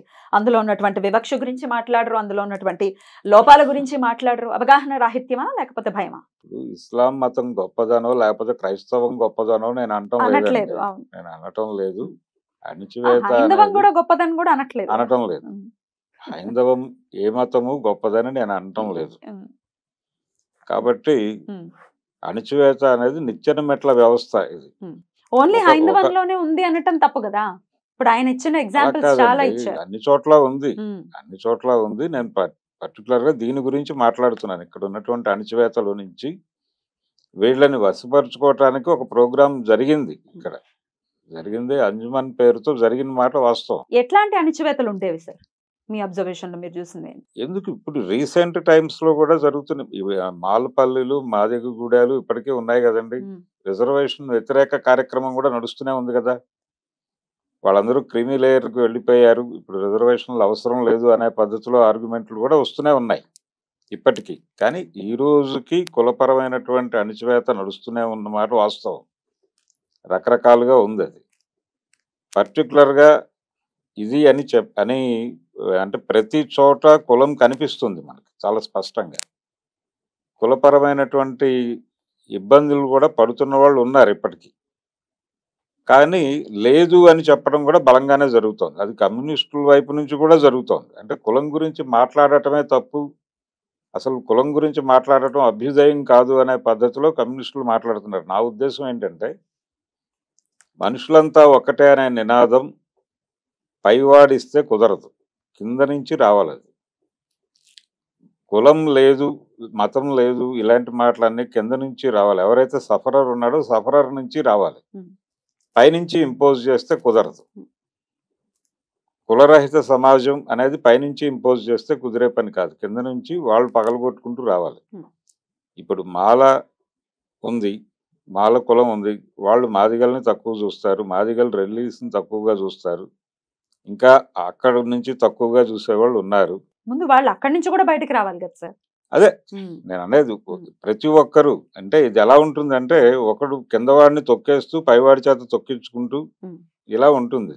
అందుకని దీన్ని నిచ్చెన మెట్ల వ్యవస్థ లేదు, ఒకడి మీద ఒకడిని పెట్టి అణిచివేసేటువంటి పద్ధతి, దీన్ని ధర్మం పేరుతో మాట్లాడేటువంటి ప్రయత్నం కూడా జరుగుతుంది. ఇది ప్రమాదం, దీని పట్ల వ్యతిరేకత. అందుకని మతం అనేది ప్రమాదం అనేది నా అభిప్రాయం. ధర్మం పేరిటనే అణచివేత అనేది జరుగుతోంది అనేది ఆయన పాయింట్ అండి. మీరేమంటారు? ఒకటండి, ఏ వ్యవస్థనైనా సరే పచ్చగా ఉండే వ్యవస్థను ప్రతి దాన్ని కూడా కొంతమంది స్వార్థపరులు వాళ్ళ అవసరాల కోసం వాడుకోవటం అనేది ప్రతి చోట జరుగుతోంది. ఈ రోజున గతంలో చెప్పిన ఎగ్జాంపుల్ చెప్తున్నాను. వైద్య వృత్తి చాలా గొప్పది, ఎంతోమంది ప్రాణాలు కాపాడుతుంది. కానీ అదే వైద్య వృత్తిలో ఉంటూ కూడా చాలామంది డాక్టర్లు బతుకున్న వ్యక్తుల కిడ్నీలు కొట్టేస్తున్నారు, చనిపోయిన వాళ్ళకు కూడా ఆపరేషన్లు చేస్తూ పేషెంట్ల బంధువులను దోచుకుంటా ఉన్నారు. చనిపోయడం చెప్పకుండా చివరి క్షణం వరకు దోపిడీకి ఎంతవరకు అవకాశం ఉందో అంతవరకు చేస్తూ ఉన్నారు. ఇంకా శాస్త్రవేత్తలు కొంతమంది ఉన్నారు, పురోగతికి వాడాల్సిన దాన్ని కొత్త వైరస్లు కనిపెట్టి మానవాళి మొత్తానికి ఇబ్బందులు పెడతా ఉన్నారు. అంత మాత్రం చేత సైన్స్ని తప్పు అంటామా? అంత మాత్రం చేత మెడిసిన్ వైద్య వృత్తినే తప్పంట అనలేం కదా. వ్యక్తులు చేస్తున్న తప్పులండి. ధర్మం ఎక్కడన్నా మీకు అలా చెప్పిందా వాడిని తక్కువ చేసి చూడు అని చెప్పేసి? ఏం లేదే. వేదం కూడా స్పష్టంగా చెప్పింది, యదేమాం వాచం కళ్యాణి మావదాని జన్యభ్య బ్రహ్మరాజన్యాభ్యాం శూద్రాయచ స్వాయచారణాయచ అని చెప్పేసి. అంటే మీరు ఎవరైనా సరే వేదాన్ని నేర్చుకోవాలి అనుకుంటే కనుక మీరు బ్రాహ్మణులైనా, క్షత్రియులైనా, వైశ్యులైనా, శూద్రులైనా, అతి శూద్రులైనా, అంటే శూద్రుల వద్ద కూడా పనిచేసే వాళ్ళు ఎవరైతే ఉంటారో వాళ్ళైనా సరే, స్త్రీలైనా సరే ఎవరైనా నేర్చుకోవచ్చు. ఒకళ్ళు నేర్చుకోకూడదు అని చెప్పేసి నేను చెప్పట్లా. లోక కళ్యాణం కోసం మీ అందరికీ అవగాహన కల్పించడం కోసం వేదాన్ని నేను ఎలా ఇచ్చానో మీలో మీరు కూడా ఒకరికొకరు నేర్చుకుంటూ అలాగే ఉండండి అని చెప్పారు. కానీ కొంతమంది వేదం మా వద్దే ఉంటే చాలు, మిగతా వాళ్ళకి అవసరం లేదు అని చెప్పి ఆపేస్తే ఆ వ్యక్తుల్ని బ్లేమ్ చేయాలి. వ్యక్తుల తప్పులు, వ్యవస్థ తప్పు కాదు. అండ్ మోర్ ఓవర్ ఈ కుల వివక్షకు వ్యతిరేకంగా పోరాడిన వాళ్ళు ఎంతో మంది బ్రాహ్మణులు ఉన్నారండి. మరి వాళ్ళందరూ ఎందుకు పోరాటం చేశారు? అంటే వ్యక్తుల వల్ల వచ్చింది గ్రంథాల్లో లేదు కాబట్టి దీన్ని మా పూర్వీకులు ఎవరో తప్పు చేసి ఉండొచ్చు, దాన్ని మేము సరిచేస్తామని వాళ్ళు పోరాటాలు చేశారు. ఒక కులం మొత్తాన్ని కూడా తప్పు పట్టకూడదండి కొంతమంది వ్యక్తుల కారణంగా. ఈ రోజున చూసుకుంటే ఏ కులంలో కూడా 100% మంచోళ్ళు 100% చెడ్డోళ్ళు ఉండరు. సమాజం మొత్తం అంతే కదా. అరే ఒక మనిషే అన్ని వేళ మంచిగా ఉండలేడు, కాసేపు వాళ్ళు చెడు చూపిస్తాడు ఎవడో ఒకడికి. అలాంటిది మొత్తం అందరినీ ఒకే ఘటన కట్టి ఎట్లా మాట్లాడతారు? అండ్ హిందూ వ్యవస్థ గురించి మాట్లాడారు. మరి ఇస్లాంలో పాస్మండ ముస్లిమ్స్ గురించి ఎంత వేదన పడుతున్నారు వాళ్ళు. వాళ్ళ మీద తీవ్రమైన వివక్ష నడుస్తూ ఉంది. దాని గురించి ఎవరు పట్టించుకోరా? పాస్మంద ముస్లిమ్స్ అంటే వాళ్ళు కూడా ముస్లిమ్స్ లో అట్టడుగు వర్గాలు. పాస్మంద ముస్లిమ్స్ కాదు, లేకపోతే అహ్మదియా ముస్లిమ్స్ అని చెప్పేసి వాళ్ళలో ఒక సెక్ట్ ఉంది. వాళ్ళ మీద విపరీతమైన దాష్టికాలు జరుగుతూ ఉన్నాయి. వాళ్ళవి ఈవెన్ వాళ్ళని మసీదుల్లోకి రానివ్వరు, వాళ్ళ ఇళ్ళకి ఆడపిల్లలు ఇచ్చుకోరు వాళ్ళు కూడా. మరి ఎందుకని వాళ్ళు ఎవరు మాట్లాడరా? హిందువుల్లో ఉన్న కులాలే ఎందుకు కనపడుతున్నాయండి? ఈ రోజున హిందువులకే చూసుకుంటే మాకు కమరామాలయం, కాపు రామాలయం, మాల రామాలయం, మాదిగ రామాలయం ఉండవు. ఒకటే రాముడు, ఒకటే రామాలయం, ఒకటే రామాయణం, భగవద్గీత, భారతం, పురాణం అన్నీ ఒకటే. కానీ మీకు ఇస్లాంలో చూసుకుంటే సున్నీ మసీదుకి షియాస్ రారు, షియాల మసీదుకి సూఫీలు రారు, సూఫీలు దర్గాల్లోకి వీళ్ళిద్దరూ పోరు. ఉన్నాయి. అదే క్రిస్టియానిటీలో చూసుకుంటే కేథలిక్ చర్చికి ప్రొటెస్టెంట్లు పోరు, ప్రొటెస్టెంట్ చర్చికి బాప్టిస్టులు పోరు, బాప్టిస్ట్ చర్చికి లూథరన్స్ పోరు, లూథరన్స్ చర్చికి ప్రెస్బిటేరియన్స్ రారు. వాళ్ళ బైబుల్ వేరు, వీళ్ళ బైబుల్ వేరు. మాకట్లా లేదు కదా. ఏంటండి ఏం చెప్తున్నా? రెండు భాగాలు, వాళ్ళ భాగం వాళ్ళది. అంటే పాత నిబంధన నమ్మేవాళ్ళు సంస్కరణలు కాదండి, విభజనలు. ఈ రోజున సార్ చెప్తున్నారు కమ్యూనిజం గురించి, మరి ఒకే కమ్యూనిస్ట్ పార్టీ ఇన్ని ముక్కలు ఎందుకైంది? సిపిఐ, సిపిఎం, సిపిఐఎంఎల్, సిపిఐ న్యూ డెమోక్రసీ, జనశక్తి ఇంకా అయ్యి అని చెప్పి చాలా పేర్లు నేను విడిపోయినాయి. చాలా స్పష్టంగా సిద్ధాంతాల చెప్తానండి. పరంగా ప్రతి చోట మనుషులు విడిపోవటం అనేది సహజము. విడిపోయిన ప్రతి వాడు కూడా నేను వాడికంటే పై మెట్లో ఉండాలనుకుంటున్నప్పుడు వీడు పైకి వెళ్ళటం గురించే కాదు, వాడి కింద ఉండాలన్న ఆలోచన కూడా చేస్తూనే ఉంటాడు. ఇది మానవ సహజమైన నైజము. ఆ నైజాన్ని అక్కడతో చూడకుండా ఇదేదో సనాతన ధర్మం కాబట్టి ఇట్లా చేసింది అని చెప్పేసి మాట్లాడితే సరిపోతుందా? సనాతన ధర్మం అని మాత్రమే అంటం లేదండి, దీనిలో వివక్ష ఉంది అని నేను స్పష్టంగా దీంట్లో చెప్తున్నాను. ఏమిటి అన్నిట్లో ఉంది అనేది అన్నిట్లోనూ- పాయింట్ సార్. అన్నిట్లోనూ ఏమంటే ఉంటే అన్నిట్లో దీనిలో వివక్ష ఉంటే లేకపోతే ఒప్పుకుంటామా? కమ్యూనిస్ట్ పార్టీలో కూడా ఈ ఉంది. రోజున కమ్యూనిస్ట్ పార్టీలో కూడా ఒక మాట చెప్తానండి, అందరినీ తీసేసి ఒక జాతీయ ప్రధాన కార్యదర్శిని కాకుండా కింద కార్యకర్త స్థాయి నుంచి ప్రతి ఒక్కరిని జాతీయ ప్రధాన కార్యదర్శిని కూర్చోబెట్టండి ఒకే పొజిషన్ లో, అందరూ సమానంగా ఉంటారు. అలా కూర్చోబెడతారండి. క్లాస్ స్ట్రగుల్ అనేది ప్రతి చోట ఉంటుందండి. యుద్ధం అనేది నేనే ప్రతి కమ్యూనిస్ట్ చోట పార్టీలో చేరతాను, ఉంటుంది. నేను ఇంకోటి కింద పని చేయనండి, నన్ను కూడా తీసుకెళ్లి ప్రధాన కార్యదర్శిగా కూర్చోబెట్టండి. అట్లా అలాగే జరుగుతుందండి. తప్పకుండా కమ్యూనిస్ట్ పార్టీలో అంటే సభ్యులందరూ ప్రధాన కార్యదర్శులు అనే ప్రకటన అయితే రాలేదు ఎక్కడ. కానీ ఆ, కార్మిక వర్గ నియంతృత్వము అనే మాట వాడాడు ఆయన. కార్మిక వర్గ నియంతృత్వము అంటే నియంతృత్వము అనే పదం ఉంది కాబట్టి అదేదో దుర్మార్గమైనది అని అనుకోనక్కర్లేదు. ఒక 5గురు పెట్టుబడిదారులు 95 మందిని అణిచివేసి దాన్ని ప్రజాస్వామ్యం అని చెప్పచ్చు. అయితే ఈ 95 మంది 5గురిని కంట్రోల్లోకి తీసుకుని వాళ్ళు కార్మిక వర్గ నియంతృత్వం అంటున్నారు. నిజానికి అది అత్యధిక ప్రజాస్వామ్యం. కమ్యూనిజం అనేది అదొక అక్కడ కూడా రకరకాల గొడవలు ఉన్నాయి, అక్కడ కూడా కులపరమైనటువంటి అక్కడ మతాలు కూడా ఉన్నాయి. కమ్యూనిజం లో మళ్ళీ మతాలా ఉన్నాయండి, ఉన్నాయి చాలా కుల స్పష్టంగా ఉంది. వైషమ్యాలు కూడా ఉన్నాయి. ఇప్పుడు హిందుత్వ ప్రభావం కమ్యూనిస్ట్ పార్టీల మీద కూడా ఏ లెవెల్లో అంత ఉంది ఎందుకంటే అని నేను పరిశోధన పీపుల్స్ వార్ చేస్తున్నాను. గ్రూప్ ఒకానొక సందర్భంలో కమ్మ డామినేషన్, బ్రాహ్మణ డామినేషన్, రెడ్డి డామినేషన్ అని కొట్టుకున్న సందర్భాలు కూడా ఉన్నాయి. ఇప్పుడు హిందూ ఒక దళితుడు ఆ పార్టీకి జాతీయ కార్యదర్శిగా కూడా ఉన్నాడు, people's party. People's war See, party. అదే మరి చూసుకుంటే ఈ రోజు భారతీయ జనతా పార్టీకి కూడా దళితుడు జాతీయ అధ్యక్షుడిగా చేశారు.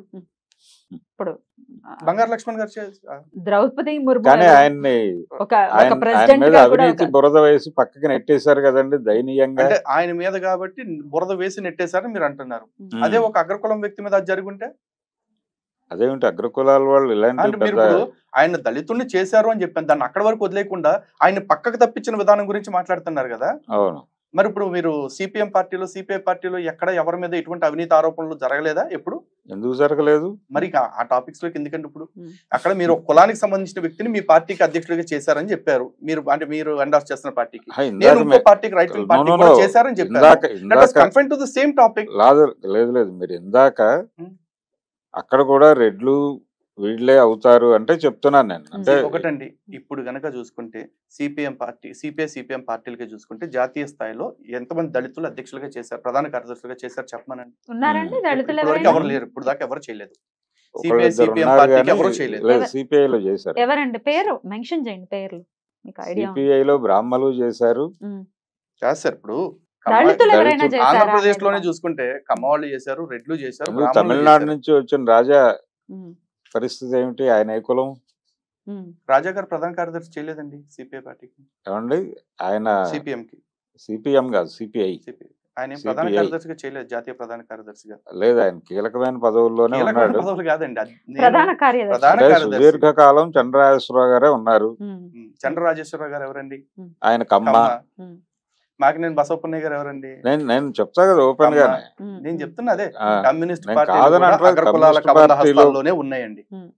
కమ్యూనిస్ట్ పార్టీ మీద కూడా హిందుత్వ ప్రభావం ఉందని నేను అనుకుంటున్నా. నేను చెప్తాను ఇట్లా మాట్లాడితే దానికి సమాధానం హిందుత్వం వల్ల ఎట్లా ప్రమాదం అవుతుంది? హిందూ మతం వేరు, హిందుత్వ ప్రభావం కమ్యూనిస్ట్ పార్టీ మీద ఉంది అనుకున్నప్పుడు మరి కమ్యూనిస్ట్ పార్టీ వాళ్ళని కూడా రోజు గుళ్ళకు రమ్మనండి. పొలిటికలైజ్ చేస్తున్నారు, మతాన్ని పొలిటికలైజ్ చేయడమే ప్రమాదకరం. సెక్యులరిజం అనే టాపిక్ ని కమ్యూనలిజం వైపు తీసుకొచ్చింది మీరు సార్ డిబేట్. కమ్యూనలిజం మాత్రమే కాదండి, మత ప్రమాదం ఉంది దేశానికి. హిందుత్వ ప్రమాదంలో భారతదేశం ఉంది అనుకుంటున్నాను. సెక్యులరిజం అనే టాపిక్ తో మొదలైన మన డిస్కషన్ ని కమ్యూనలిజం వైపు తీసుకొచ్చారు. కమ్యూనలిజం నుంచి కమ్యూనిజం వైపు తీసుకెళ్తే కమ్యూనిజం లో కూడా కమ్యూనలిజమే కనపడుతుంది. అయిపోయింది. Let us get back to secularism again. Secularism నేను ఇందాక కూడా No, no. డివియేట్ అయిపోయింది పాయింట్. ఇక్కడ ఒకటండి, మతం అనేదే ప్రమాదం మతం అనేదే ప్రమాదం. అది ఏ అంటే మతమైన ఏ అనేది మతమైనా. ఆయన ఓకే, పాయింట్. మిగతా మతాల గురించి నేను మాట్లాడను, Hmm. ఎందుకంటే నేను హిందువుని కాబట్టి. Hmm. ఇక్కడ హిందువుకి ఒక నాస్తిక కోణంలో ఉన్నారు కాబట్టి సార్కి నాకు డిబేట్ కాబట్టి హిందుత్వం గురించి అడుగుతున్నాను. హిందుత్వం ఏ విధంగా ప్రమాదకరం ఏ మీరు విధంగా చెప్పండి. ప్రమాదకరం అనేది నేను చెప్పండి. కూడా అదే చెప్తున్నానండి. ఇప్పుడు ఆయన చెప్పినట్టే నేను కూడా, అంటే ఎవరైనా ఒక ఆఫీస్ లో పనిచేసిన వాళ్ళకి ఆఫీస్ లో ఉన్నటువంటి లోపాలు ఏమిటో తెలుస్తాయి కాబట్టి అక్కడ అటాక్ అలాగే ఉంటుంది. ఓకే సార్, డెఫినెట్ గా. ఇప్పుడు చాలా మంది ఏం మాట్లాడతారంటే, హిందూ మతం గురించి మీరు మాట్లాడుతున్నారు, పక్క మతాల గురించి ఎందుకు మాట్లాడరు డెఫినెట్ గా అనే- మీ అనే- మీద అభియోగం ఉంది. అంటే దానికి నేను చెప్పే సమాధానం ఏంటంటే, నేను బతికింది ఈ సమాజంలో ఎక్కువ బతికాను కాబట్టి. అవగాహన ఎక్కువ ఉంది ఇక్కడ. అవగాహన ఉందని నేను కాదండి. బేసిక్ గా నేను అవగాహన సార్ అడుగుతుంది ఉంది కూడా అని అదే కూడా రిక్వెస్ట్ నేను చేస్తున్నాను, అంటలేదు. అడగటం కూడా రిక్వెస్ట్ చేస్తున్నాను. మీకున్న ఆ అవగాహనతోటి హిందుత్వం ఏ విధంగా ప్రమాదం ప్రమాదకరం, అనేది అక్కడికి చెప్పండి. వెళ్దాం సార్. ఎందుకు మన మిగతా డిస్కషన్ అంతా మనకి లెందీ అయిపోతుంది. లేదా అవనివ్వండి, పర్వాలేదు కానీ అసలు హిందుత్వం No. ఎలా ప్రమాదం అది చెప్పండి. హిందుత్వ అనేది హిందుత్వం ఎలా ప్రమాదం? ఎందుకు ప్రమాదము అంటే, ఉమ్, ఇది ఈ హిందుత్వ అనేది ఒక పొలిటికల్ మోటోతో మొదలైనటువంటి వ్యవహారం.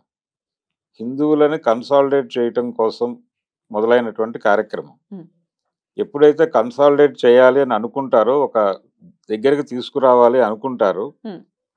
ఇక్కడ ఇంకో ప్రమాదం ఉంది అని చెప్పే ప్రయత్నం మొదలవుతుంది. ఒక Hmm. ప్రమాదం ఉందన్నప్పుడే కదా కలిసేది అందరూ.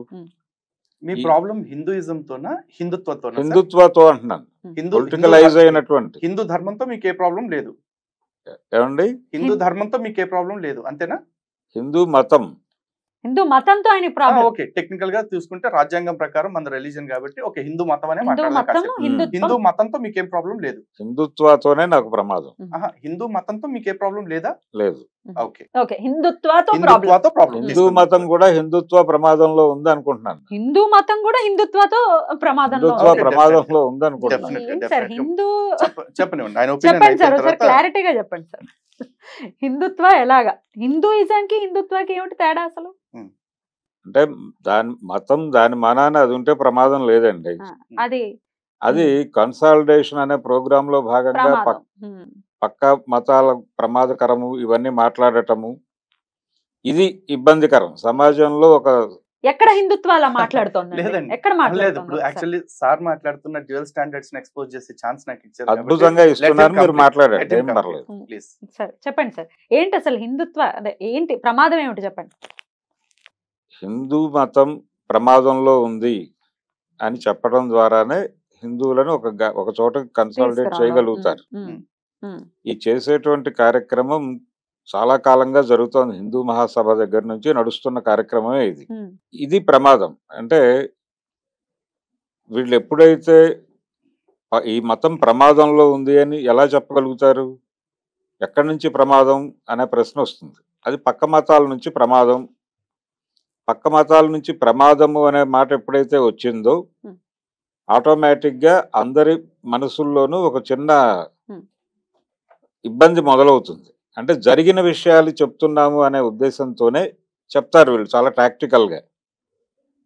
ఆ చెప్పే క్రమంలో అవతల వాళ్ళు చాలా దుర్మార్గులు అనేది ఎస్టాబ్లిష్ చేస్తూ ఉంటారు.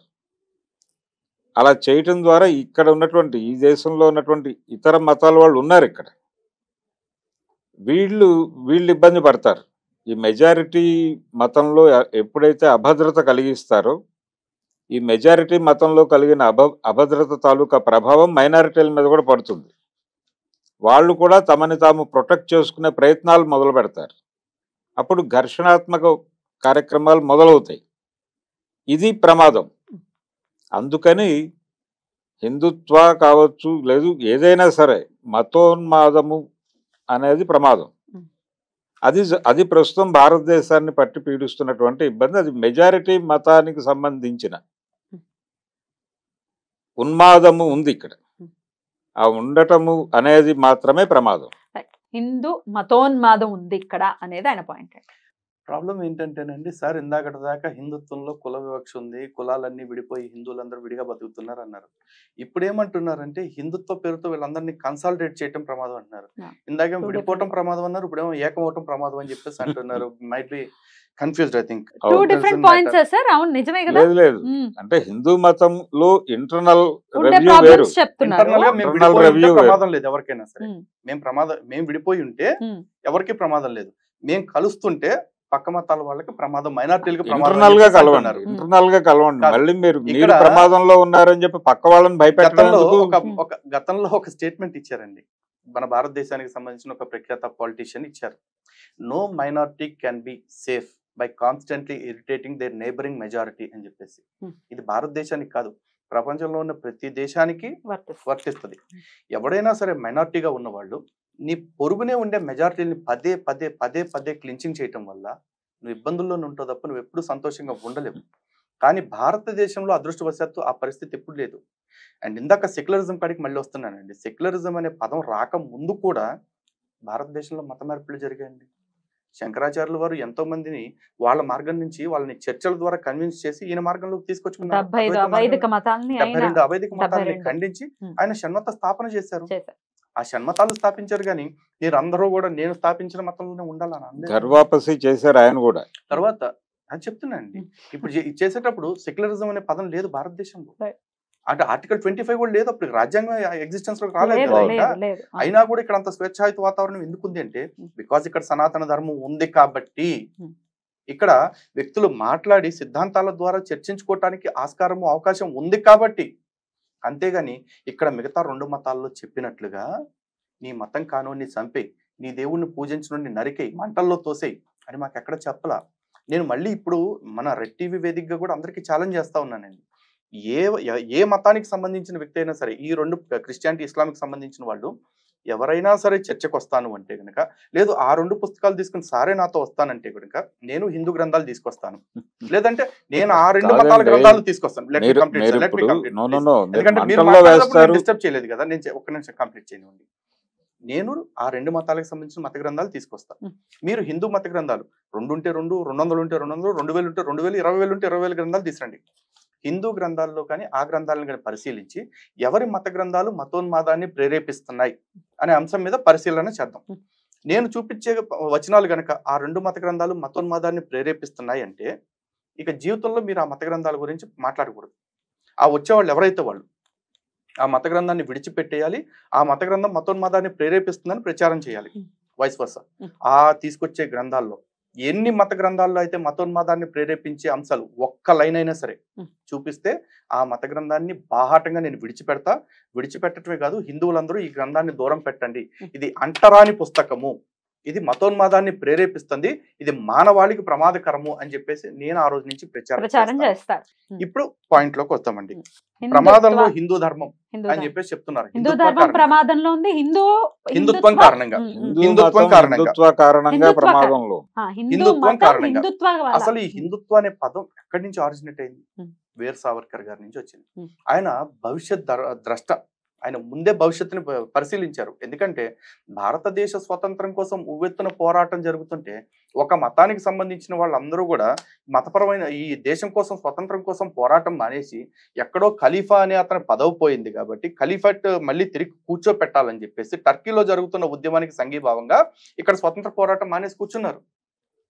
అప్పటి నుంచి నేను చెప్తున్నాను, ముస్లింలు పట్టుపట్టారు కాబట్టి గాంధీ ఆ పని చేశాడు. గాంధీ ఖిలాఫత్ మూవ్మెంట్ కి మద్దతు ఇచ్చాడు.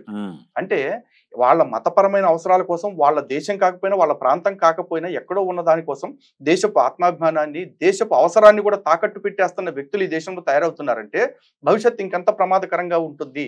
ఈ ప్రమాదం రాకుండా ఉండాలంటే హిందువులు సంఘటితం అవ్వటం ఒక్కటే భారతదేశానికి శ్రీరామ రక్ష అని చెప్పేసి చెప్పారు, అనుకున్నారు.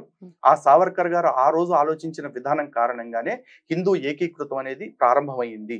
అప్పటిదాకా కులాల వారీగా, ప్రాంతాల వారీగా, భాషల వారీగా విడిపోయిన హిందువులందరినీ హిందూ దేశ్కి బంధు అని చెప్పేసి ఒక నినాదంతో కలిపారు ఆయన. దానిలో మీకు వచ్చిన బాధ ఏంటి సార్? మేం కలిస్తే మీ ప్రాబ్లం ఏంటి? ఈ రోజున ముస్లింలందరూ కూడా యూనివర్సల్ ఇస్లామిక్ బ్రదర్హుడ్ అని చెప్పి కలిసి ఉంటున్నారు. పక్క మతం వాళ్ళు బెదిరిపోతున్నారు అంటున్నారు. యూనివర్సల్ ఇస్లామిక్ బ్రదర్హుడ్ అని చెప్పేసి చెప్తారు. అంటే ప్రపంచంలో ఉన్న ముస్లింలందరూ కూడా అన్నదమ్ములే అని చెప్పేసి చెప్తారు.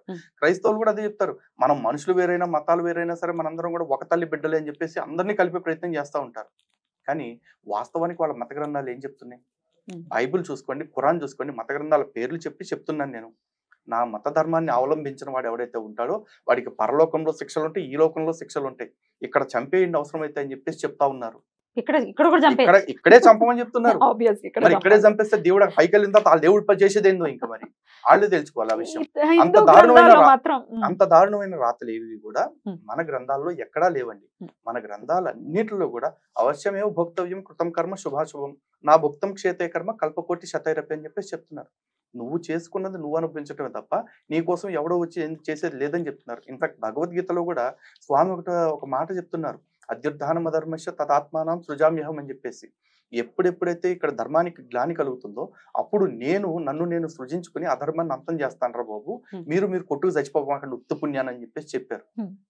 మరి ఇట్లాంటి సనాతన ధర్మం వల్ల మిగతా వాళ్ళకి ప్రమాదం వస్తుంది అంటే ఎలా Yes, సార్ వస్తది. అంటే ఎప్పుడు వస్తుంది అంటే ఎవడైనా సరే మితిమీరి చేస్తే ఎట్లా ఉంటుందండి? Hmm. ఈరోజు పాండవులు ఉన్నారు, భరించారు, సహించారు, అన్ని చేశారు. ఎప్పుడు ఎదురు తిరిగారు? చివరాఖరి స్థాయిలో ఎదురు తిరిగారు. ఎవరికి తిరిగారు? సొంత అన్నదమ్ములకి తిరగాల్సి వచ్చింది. తప్పు చేసినోడు, మరీ అన్యాయంగా ప్రవర్తించేవాడు, అధర్మంగా ప్రవర్తించేవాడు సొంతోడైనా సరే వేసేయాల్సిందే. రామాయణంలో అయినా సరే విభీషణుడు అన్నదమ్ములకి ఎందుకు ఎదురు తిరిగాడు? వాళ్ళు అధర్మంగా ఉన్నారు కాబట్టి కదా. సనాతన ధర్మం కౌంట్స్ ఓన్లీ కాండక్ట్, అంతే. మిగతా ఏది ఇక్కడ ఎట్లాగో లేదు. కానీ మిగతా మతాలు అలా కాదండి. నీ మతం కానూని చంపే, నీ మతం కానూని నరికే అనే వచనాలు చదువుతా ఉన్నారు. కాబట్టి ఆ ప్రమాదాన్ని గుర్తించి ఈ దేశానికి హిందుత్వం కావాలి, హిందూ ధర్మంతో పాటు అని చెప్పేసి సావర్కర్ ఈ దేశానికి సంబంధించిన భవిష్యత్తును చూసి చెప్పారు. నిన్న మొన్న బెంగళూరులో చూడండి, షాప్ లో హనుమాన్ చాలీసా పెట్టుకుంటే ఆడెవడికో నొప్పి వచ్చింది ముస్లిం వాడికి, వాడు వచ్చి షాప్ మీద పడి కొట్టాడు.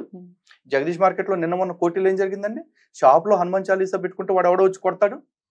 ఈ దేశంలో మీటింగ్ పెట్టే సెక్యులర్ పార్టీ అని చెప్పుకునే పోరంబొగ్గడు పాత బస్తీలో కూర్చొని రాముడి తల్లి రాముడిని ఎక్కడెక్కడ తిరిగి కనిందో అంటాడా? ఈ దేశంలో పుట్టి ఈ రాష్ట్రంలో బతుకుతూ ఈ రాష్ట్రపు తలమానికమైన బతుకమ్మ తల్లి గురించి నోటికొచ్చిన కారు కూతలకు వస్తాడా గాడిద? వాళ్ళందరిది మత స్వాతంత్రమా? వాళ్ళందరిది వాక్ స్వాతంత్రమా? నేను వాళ్ళందరినీ దూషిస్తే మాత్రం నాది మతోన్మాదమా? ఎవడది మతోన్మాదం? నా రాముడిని, నా కృష్ణుడిని, నా తల్లుల్ని దూషించిన వాడిది మతోన్మాదం. ఈ కమ్యూనిస్ట్ పార్టీకి సంబంధించిన సీతారాం యేచూరి సిగ్గు మానం విడిచేసి దుర్గమ్మ తల్లి నవరాత్రులు మహిషాసురుడితో వ్యభిచారం చేసిందని చెప్పి మాట్లాడాడు నీచుడు. ఇది అక్కడ ఇంత అన్యాయం ఏంటండి? దీన్ని ఎట్లా మతోన్మాదం అని అంటారు? అంటే టాలరెన్స్ ఎంతవరకు ఉంటుంది? ఎంతవరకు టాలరేట్ చేస్తారు? ఇప్పుడు ఆయన 2 విషయాలు మాట్లాడారు. సావర్కర్, హిందుత్వ, ఇవన్నీ మాట్లాడారు. ఆయన మాట్లాడే క్రమంలోనే పక్క మతంలో నరికే చంపే అనేటువంటివి ఉన్నాయి, ఆ గ్రంథాల్లో ఉన్నాయని చెప్తున్నారు. అసలు పక్క మతం గొడవ మనకేలా అనే పద్ధతిలో ఎందుకని వెళ్ళదు? మేడం ఇప్పుడు ఒక మాట, పక్క మతం కంటే మా మతం ప్రమాదంలో గొప్పది. ఉన్నాయన్నారు. ఎందుకు ప్రమాదంలో ఉన్నాయంటే వాళ్ళు కోరి తెచ్చుకున్న తలనొప్పే. No. వాళ్ళ గ్రంథాన్ని పాటిస్తారు కాబట్టి ఆ గ్రంథం పాటించి వాళ్ళు నరుకుతుంటే మేము నరికించుకోలేం కాబట్టి. ఎందుకంటే ఈ పాత బస్తీలో ఉన్న ఒక పందెం ఏమన్నాడు, మీరు 100 కోట్ల మంది ఉన్నారు కదా, పావు గంట పోలీసులు తప్పుకుంటే నేనేంటో చూపిస్తాం, మేమేంటో చూపిస్తాం అన్నాడు. గుర్తుందా మీకు? మరి 25 కోట్ల మంది ఉన్న మాట్లాడుకుందామండి. అక్బరుద్దీన్ అనేవాడు పాత బస్తీలో ఉన్న నువ్వే 25 కోట్ల మంది ఉన్న నువ్వే పావు గంట పోలీసులు తప్పుకుంటే అంటున్నావు కదా. మరి మేము 100 కోట్ల మంది ఉన్నాం, అదే పోలీసులు పక్కకు తప్పుకోమను. మరి ఎందుకు హిందువులు మాకు 5 నిమిషాలు చాలదా? మరి మాట్లాడే హిందువులు అనట్లేదు, 5 నిమిషాలు చాలదా, అనట్లేదు కదా, పావు గంట చాలదా కొట్టించేసుకునే టైప్ లో ఎవరు ఉండరు కదా. రిటాలియేషన్ ఇస్తున్నారు అని మాట్లాడుతున్నారు. అంటే ఏంటి మేము ఎట్లా కూర్చోవాలి, అట్లా చవటల్లాగా కూర్చుంటాం అనుకుంటున్నారు? ఆ రోజులు పోయాయండి. కరెక్ట్. ఎందుకు కూర్చోవటం లేదు, కూర్చోకపోవడం అనేది ప్రమాదకరం అని నేను అంటున్నాను. ఎందుకు కూర్చోవాలి అనేది ప్రశ్న సార్. అసలు ఇప్పుడు ఒక దెబ్బ కొడితే ఇదేమన్నా మేమేమన్నా గాంధీలమా? కాదండి, గాంధీతో పోలికింటి అసలు గాంధీ ఈ దేశానికి ఏమైనా ఆదర్శం నేర్పాడా? నాకు ఏ ఆదర్శం నేర్పలా. గాంధీ నాకు ఎట్టి పరిస్థితుల్లో ఆదర్శం కాదు. అసలు గాంధీ ఈ దేశానికి ఇచ్చిన సందేశం కూడా ఏమీ లేదండి. నాకు కావాల్సిన సందేశాలన్నీ నాకు రాముడు, కృష్ణుడు, అమ్మవారు అవతారాల రూపంలో భూమి మీదకి వచ్చి అన్ని నాకు ఇచ్చేశారు. నేను అవే పాటిస్తా. అదేంటి, గాంధీ గారు భగవద్గీత పట్టుకునే ఉండేవాడు కదండి రెగ్యులర్ గా. ఒకటండి, సనాతన ధర్మం విషయంలో కూడా మేము అదే చెప్తాం. ధర్మం అనేది ఖడ్గం లాంటిది, ఆయుధమే. కానీ ఆయుధాన్ని మనం చేత్తో పట్టుకుంటే ఉపయోగం లేదు. ఇప్పుడు వాడు శత్రువు వస్తా ఉన్నాడు, ఇట్లా పట్టుకు కూర్చుని నా దగ్గర కత్తి ఉంది తెలుసా అంటే ఉపయోగం ఉందా? ఆ కత్తి వాడటం కూడా తెలియాలి. భగవద్గీత చెప్పిన కర్మ సిద్ధాంతాన్ని, భగవద్గీత చెప్పిన కర్తవ్య బోధని గనక గాంధీ పాటించి ఉండుంటే స్వతంత్రం 10 ఏళ్ల ముందే ఏమంటారు సార్ దానికి ఆన్సర్? లేదు, ఇక్కడ చర్చ అంతా కొంచెం పర్వాలేదు సార్, టాపిక్ లేదు, మనం ఈ నేను టాపిక్ కూడా కాదని- మాట్లాడాలి అనుకున్నాం, డివియేట్ అయినా పర్వాలేదు, చెప్పండి. డీవియేషన్ ఏం లేదండి, ఉమ్. ప్రాపర్ గానే వెళుతోంది. నేను అనుకున్నటువంటిది ఏదైతే ఉందో అంటే హిందుత్వ అభిప్రాయాలే ఇప్పుడు ఆయన కూడా వ్యక్తం చేశారు. Hmm.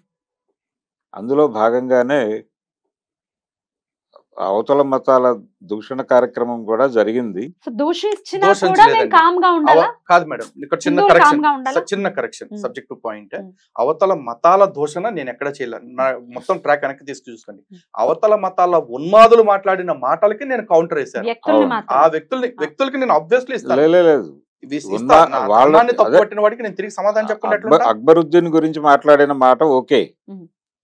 అది కాదు ఆ మత గ్రంథాలలో ఉంది అనేది కూడా అక్కర్లేదు అంటున్నాను. గ్రంథాల్లో ఉన్నదే మాట్లాడారు, లేని క్రియేట్ చేయలేదు కదా సార్. మరి ఇప్పుడు రకరకాల వ్యాఖ్యానాలు చేయొచ్చండి, వక్రీకరించు ఓడించు అని ఒక పద్ధతి ఉంటుంది. అసలు దాన్ని అవతల వాళ్ళ మత గ్రంథ సమీక్షలు ఎలా మేడం ఒక్కటే మాట అండి. అనేది నా నేను గొడవ. వక్రీకరిస్తున్నాను అనే మీరు ఆలోచన మీరు ఎవరికైనా వాళ్ళ ఉంటే మత గనక, గ్రంథాలని సమీక్షిస్తే వాళ్ళు వీళ్ళ మత గ్రంథాలను కూడా వాళ్ళు సమీక్షిస్తారు. నేను వక్రీకరించాను అనే ఆలోచన కనుక వీళ్ళకి ఉంటే గనక టీవీ చూస్తున్నా లేకపోతే మన ఛానల్ చూస్తున్న ముస్లింలు క్రైస్తవులు ఎవరైతే ఉంటారో వాళ్ళు ఓపెన్ గా మేడం గారికి ఫోన్ చేసి డిబేట్ ఏర్పాటు చేయమని మీరు అడిగితే ఆవిడ వస్తారా? ఏర్పాటు చేస్తాను. నేను వస్తానండి. నేను అన్న మాటకి నేను కట్టుబడి ఉన్నాను. ఖచ్చితంగా ఒకసారి మతోన్మాదాన్ని ఎవరి మత గ్రంథాలు మతోన్మాదాన్ని ప్రేరేపిస్తున్నాయి అనే దాన్ని ఇంకొకసారి ఇంకొక చర్చించుకుందాం. ఇద్దరితో, అంటే ఒక ముస్లింతో, ఒక క్రైస్తవులతో కూడా, అలాగే మీరు కూడా ఒక కమ్యూనిస్ట్, అలాగే ఒక హిందూ, వీళ్ళతో మీ నలుగురితో ఒక డిబేట్ ప్లాన్ చేద్దాం సార్. ఇప్పుడైతే చెప్పండి, అసలు ఒకరు వచ్చి మన అదే పనిగా హిందువుల మీద దాడి చేస్తుంటే, హిందుత్వం మీద దాడి చేస్తుంటే టాలరేట్ చేస్తూ ఉండాలనా మీ ఉద్దేశం? లేదండి, ఉమ్. టాలరేట్ చేస్తే తప్పేమిటి అంటున్నాను. ఎందుకు టాలరేట్ చేయాలి? చచ్చిపోతే అంటే మేము చంపేస్తాను, నువ్వు ఒకటండి. tolerate అలా చేయండి, జరగలేదు. correct కాదు కదా. మేడం, ఒక జరగలేదు. చిన్న పదే మాట పదే అండి. ఇది కూడా చెప్తున్నారు, మేడం, హిందూ ఒక మతం చిన్న ప్రమాదంలో మాట అండి. ఉంది, హిందూ మతం ప్రమాదంలో ఉంది అని ఇక్కడ చెప్పడమే సార్ మాకు కొత్తగా ఒక అహింస conspiracy. గురించి చెప్తున్నారు. మాకు సనాతన ధర్మంలో అహింస గురించి మాకు కొత్తగా చెప్పక్కర్లేదండి. ఈరోజు బుద్ధుడు ఏదో చెప్పాడని చెప్పి అంటారు, అహింస పరమధర్మ అని చెప్పేసి. బుద్ధుడు కూడా మా ధర్మం నుంచి కాపీ కొట్టిన మాటలే అవన్నీ. మాకు అహింస అంటే ఏంటో తెలుసు. కాకపోతే అహింసలో ఉన్న డిఫరెన్సియేషన్ ఏంటో సార్కి బహుశా నోటీస్ చేసినట్లేరు. మేము రిలేటివ్ అహింసను నమ్ముతామండి. ఒక పాము రోడ్డు మీద కూర్చుని ఉందనుకోండి, దాని మానాన్ని అది బతుకుతుంటే మేము వీలైతే పాలు పోసి వెళ్తాము, లేకపోతే పక్క నుంచి వెళ్ళిపోతాం. ఇది రిలేటివ్ అహింస. బట్ వర్చువల్ అహింస అని ఒకటి ఉంటుందండి. పాము మన కరవటానికి వస్తుంటే కూడా అయ్యో పాపం కరవటానికి వస్తుంది, దానికి ఆహారం దీని ఎన్నాళ్ళు అయిందో అని కాలు అప్పు చెప్పేంత చవటాలు దద్దమలు అయితే హిందువులు కాదు. అలా ఉండాలనేదా మీ ఉద్దేశం? ఇప్పుడు ఆయన చెప్పింది ఎలాంటి? కదా, సూటిగానే చెప్పారు కదా. ఇప్పుడు దద్దమ్మలుగా ఉండకూడదు ఇప్పుడు ఒక పాము అనుకోవడమే. మనల్ని కరవటానికి వస్తే మన అహింసను పాటించాలి అక్కడ అనేది ప్రశ్న సార్. ఇప్పుడు పాము ఏది, పక్క మతాలు మొత్తం పాము అంటున్నారా? మేబీ మీరు అట్లా తీసుకుంటానంటే I don't have any objection అండి. నేనే చెప్తున్నాను, ఈ- హిందూ ఇలాంటి మతానికి అభిప్రాయాలు ప్రమాదం వద్దు అంటున్నాను కల్పించే పాషండ మతాలన్నీ కూడా పాములు, కొండ చెలువులు, నాగులే. ఓకేనా? వీటితో కంటెంట్ ఓకే, కంటిన్యూ. వీటితో కన్విన్సింగ్ గా మీరు వాటిని మార్చే ప్రయత్నం చేయండి. ఎవరిని మార్చాలి సార్? ఎవరినండి? ఈ పాముల్ని, కొండ చిలువల్ని అంటే మార్చే ప్రయత్నం మేడం ఇప్పుడు చేయండి. ఒకడు అల్లాహు అక్బర్ అని చెప్పేసి ఈ దేశంలోకి AK-47 బాంబులు తీసుకుని బోర్డర్ దాటి వస్తా ఉంటే, బాబు మా మీద బాంబులు వేసుకుంటూ కూర్చోండి, మేము మాత్రం ఓం నమ శివాయ జై శ్రీరామ్ అంటూ కూర్చుంటాం అని చెప్పాలా? అది సాధ్యపడేటటువంటి అంశం కాదు కదా భరద్వాజ్ సార్ గారు. మీరు మాట్లాడుతున్నది మీ అనుభవానికి లేదు, తగిన మాటలు కాదు ఇదిగో అన్న విషయం ఇలా బహుశా మీరు ఈ పాటికి అర్థం చేసుకుని ఉంటారేమో. AK-47 పట్టుకుని దేశంలోకి వచ్చేస్తున్నారు ఉమ్. అంటే అసలు ఉగ్రవాదం అనేది అక్కడే పుట్టింది, అక్కడే ఉంది. టోటల్ గా ఇస్లాం ఒక ఉగ్రవాద మతము అనే ఎస్టాబ్లిష్ చేయటమే ఇబ్బందికరం.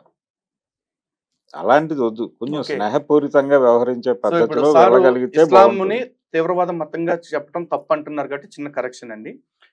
ముస్లింలు అందరూ టెర్రరిస్టులు కాదండి. బట్ మన భారతదేశంలో ఉన్న టెర్రరిస్టులు అందరూ ముస్లింలు. దీనికి నిజమే కదా సార్, ముస్లిమ్స్ టెర్రరిస్టులు అందరూ. అదేమిటి ఇతర terrorism? ఇతర మతస్థులు ఎవరైనా టెర్రరిస్టులు ఉన్నారా? ఎక్కడండి? నాలెడ్జ్ కోసం ఎందుకు లేరు? ఎక్కడ ఉన్నా చెప్పండి సార్. ఇప్పుడు హిందువుల్లో ఎంతమంది టెర్రరిస్టులు ఉన్నారు, ఎంతమంది AK-47 Knowledge తీసుకుని కోసమే ఇబ్బంది అడుగుతున్నాను చెప్పండి. సార్, చెప్పండి ఇప్పుడు సార్. పంజాబ్ లో ఖలిస్తాన్ ఉద్యమం జరిగినప్పుడు వాళ్ళందరినీ టెర్రరిస్టులనే అన్నారు కదా. వాళ్ళు టెర్రరిస్టులైనా మరి? ఎవరు?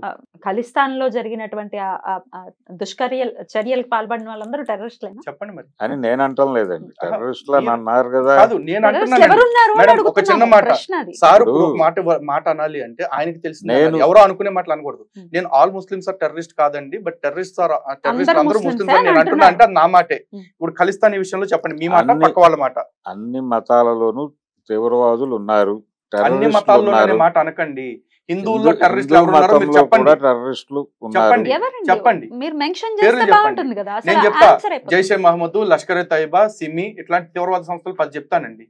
నేను కూడా చెప్తాను. ఇండియన్ చెప్పండి. ముజాహిదీన్ ఇట్లాంటివన్నీ చెప్పమన్నారు. పేర్లు చెప్తాను. ఇప్పుడు ఇది భారతదేశంలోనే కాకుండా బయట దేశాల్లో కూడా హిందుత్వాన్ని ప్రమోట్ చేస్తున్నటువంటి ఆర్ఎస్ఎస్ ఉంది, సంఘ్ బోకో పరివారం హరాం ఉంది. సంఘ్ పరివార్ మొత్తం కూడా సంఘ్ పరివార తీవ్రవాద సంస్థను మీరు ఎట్లా అంటారండి? ఎట్లా అంటున్నారు? నేను అంటున్నానండి. మీ ఒపీనియన్స్ కాదు ఇక్కడ. తీవ్రవాద సంస్థగా ఎవరు గుర్తించారో మీరు చెప్పండి. నేను మీరు గుర్తిస్తున్నా. ఇష్టం వచ్చినట్టు ప్రతి సంస్థని అట్లా ఉన్మాదంతో మాట్లాడితే మాత్రం పద్ధతి కాదు సార్. అది మీ అనుభవానికి మీ వయసుకి అసలు కరెక్ట్ కాదు. అది టెర్రరిస్ట్ నిజమే, గుర్తింపు కూడా ఏదో ఉంటుంది కదండి. ఉంటుందండి ఖచ్చితంగా. ఖచ్చితంగా గుర్తింపు ఉంటుంది కదా. గుర్తింపేం నేను అక్కర్లేదు. చెప్పిన సంస్థలన్నింటినీ కూడా భారత ప్రభుత్వంతో పాటు గుర్తించి. ఐక్యరాజ్య సమితి కూడా భారత తీవ్రవాద ప్రభుత్వం. సంస్థలుగా గుర్తించినాయి కాబట్టి నేను చెప్తున్నాను. ఆ. ఆర్ఎస్ఎస్ విషయంలో మీరు స్టేట్మెంట్ ఇవ్వడానికి వెనకాల ఉన్న భూమికి ఏంటో చెప్పండి. ఒక్కసారి వాళ్ళు దాడులు చేశారు. ఎక్కడ చేశారు? ఏ కాంటెక్స్ట్ లో ఏ దాడి కాంటెక్స్ట్ లో చేశారు దాడులు అనేది చేశారు? ఒక్కసారి. ఎవరిని చంపారు చెప్పండి. అదే సార్ ఇప్పుడు ప్రశ్న అదే సార్. మళ్ళీ చెప్తున్నా, వ్యక్తులు చేసిన దానికి వ్యవస్థ మీద నిందలు వేయటం అనేది మహాపాపం, తప్పు కూడా సార్. ఇప్పుడు నేను చెప్పింది ఆ సంస్థలు స్వయంగా బాంబు దాడులు చేసి బాధ్యత వహిస్తూ లేఖలు విడుదల చేశాయి కాబట్టి వాటిని గుర్తించి ఇవి తీవ్రవాద సంస్థలని ప్రకటించారు. అదే తీవ్రవాదము, టెర్రరిజం ఇది రకరకాల యాంగిల్స్ లో వాడారండి పదాలని. సార్ నేను ఇప్పుడు ఆ యాంగిల్స్ మనకు వద్దు సార్. నేను చెప్పిన సంస్థలకు ఒక బేస్ ఉంది తీవ్రవాద సంస్థలు అంటానికి.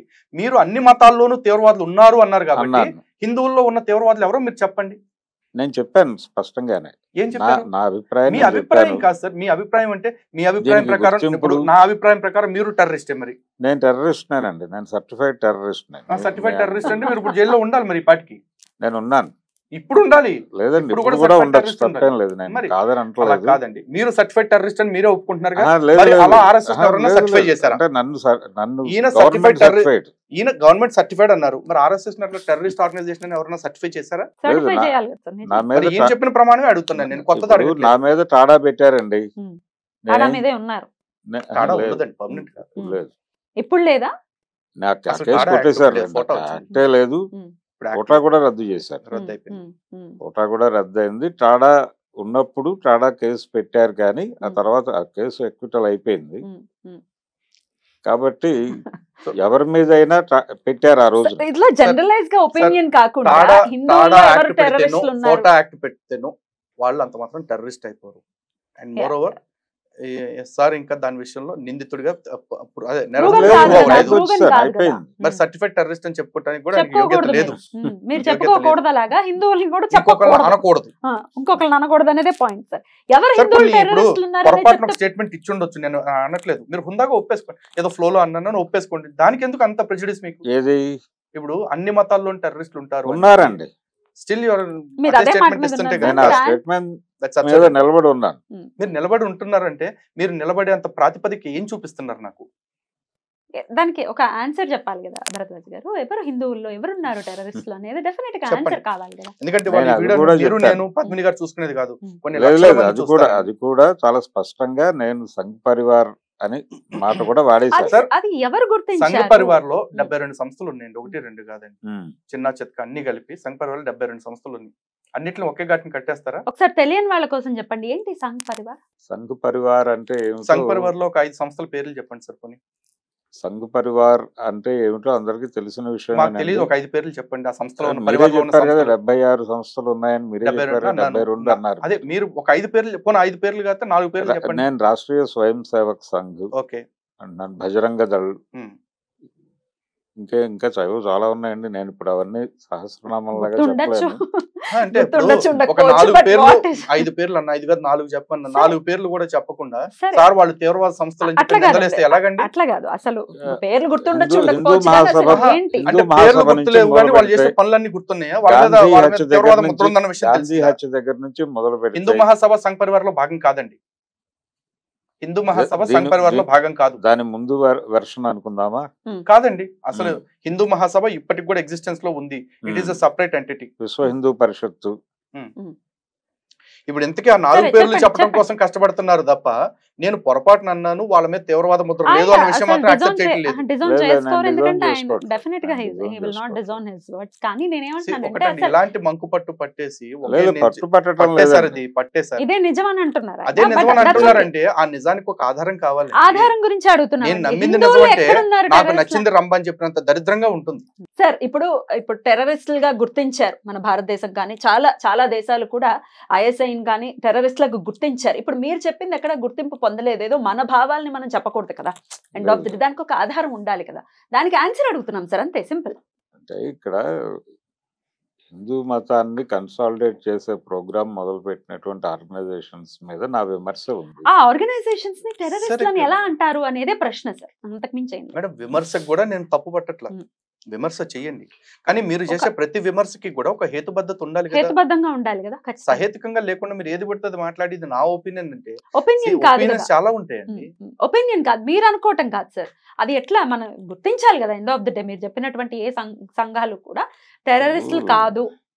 చెప్పండి. ఎలాగైతే అవతల మతంలో టెర్రరిస్టులు ఉన్నారు, గుర్తింపు పొందారు కాబట్టి, అంటే ఎవరు గుర్తించారు వాళ్ళని టెర్రరిస్టులుగా? ఏమిటి ఒక్క దేశం కాదు కదా సార్, ఎన్ని దేశాలు చాలా దేశాలు గుర్తించాయి. ఐక్యరాజ్య సమితి కూడా గుర్తించిందండి. ఈ రోజు ఐసిస్ లాంటి సంస్థ మతానికే కాదు యావత్ మానవాళికే ప్రమాదం అని ఐక్యరాజ్య సమితికి ప్రకటించింది. ఇంకా అంతకన్నా గుర్తింపు ఇంకేం కావాలి? అట్లా కాదండి. అంటే ఇప్పుడు ఆ మతం నాకు ఇప్పటికే అర్థం కాని విషయం ఏంటంటే ముస్లింలో టెర్రరిస్టులు ఉన్నారు అనే మాటని ఎందుకు ఆయన యాక్సెప్ట్ చేయలేకపోతున్నారు? ముస్లింలు టెర్రరిస్టులు ఉన్నారు అనే మాటనైతే నేను యాక్సెప్ట్ చేయటం లేదండి. చూసారు కదా, ఇంతకంటే దారుణమైన వ్యాఖ్య ఇంకోటి ఉంటుందా? ఈ చర్చ కొనసాగాల్సిన అవసరం ఉందా? మీరే చెప్పండి. ఈ చర్చ కొనసాగడానికి నాకైతే పెద్ద అర్థవంతమైన రీజన్ కనపట్లేదు. నాకు కనిపించదు. రైట్ మన పాయింట్ డెఫినెట్ గా చాలా వరకు డిబేట్ అయింది. ఆయన డిజైన్ చేసుకోరు డెఫినెట్లీ, ఎందుకంటే ఆయన వ్యూస్ ని మాత్రమే చేసుకోవట్లేదు.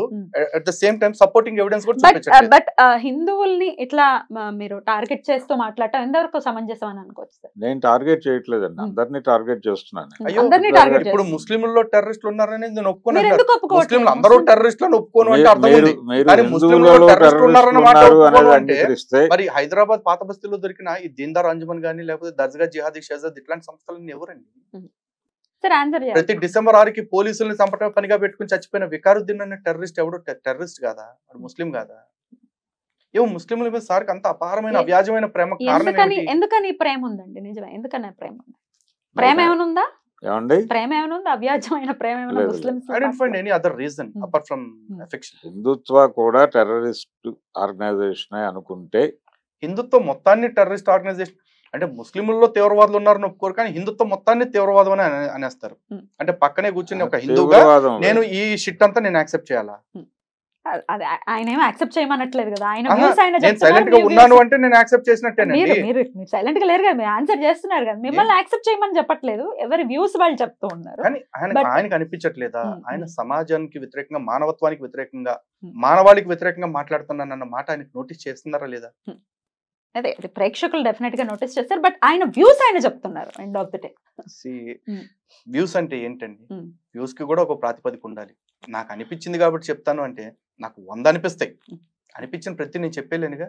నాకు ఒక్కొక్క సినిమా చూసినప్పుడు ఒక్కొక్క హీరోయిన్ చూసినప్పుడు ఒక్కలా అనిపిస్తుంది. అనిపించిందల్లా పబ్లిక్ లో చెప్పేసుకుంటా నాకు ఈ హీరోయిన్ అట్లా అనిపించింది ఇట్లా అనిపించింది అని చెప్తే దరిద్రంగా ఉంటుందా? చెప్పకూడదుగా. సరే ఏదైనా ఉందా ఆన్సర్ చేయడానికి? ఏమీ లేదా?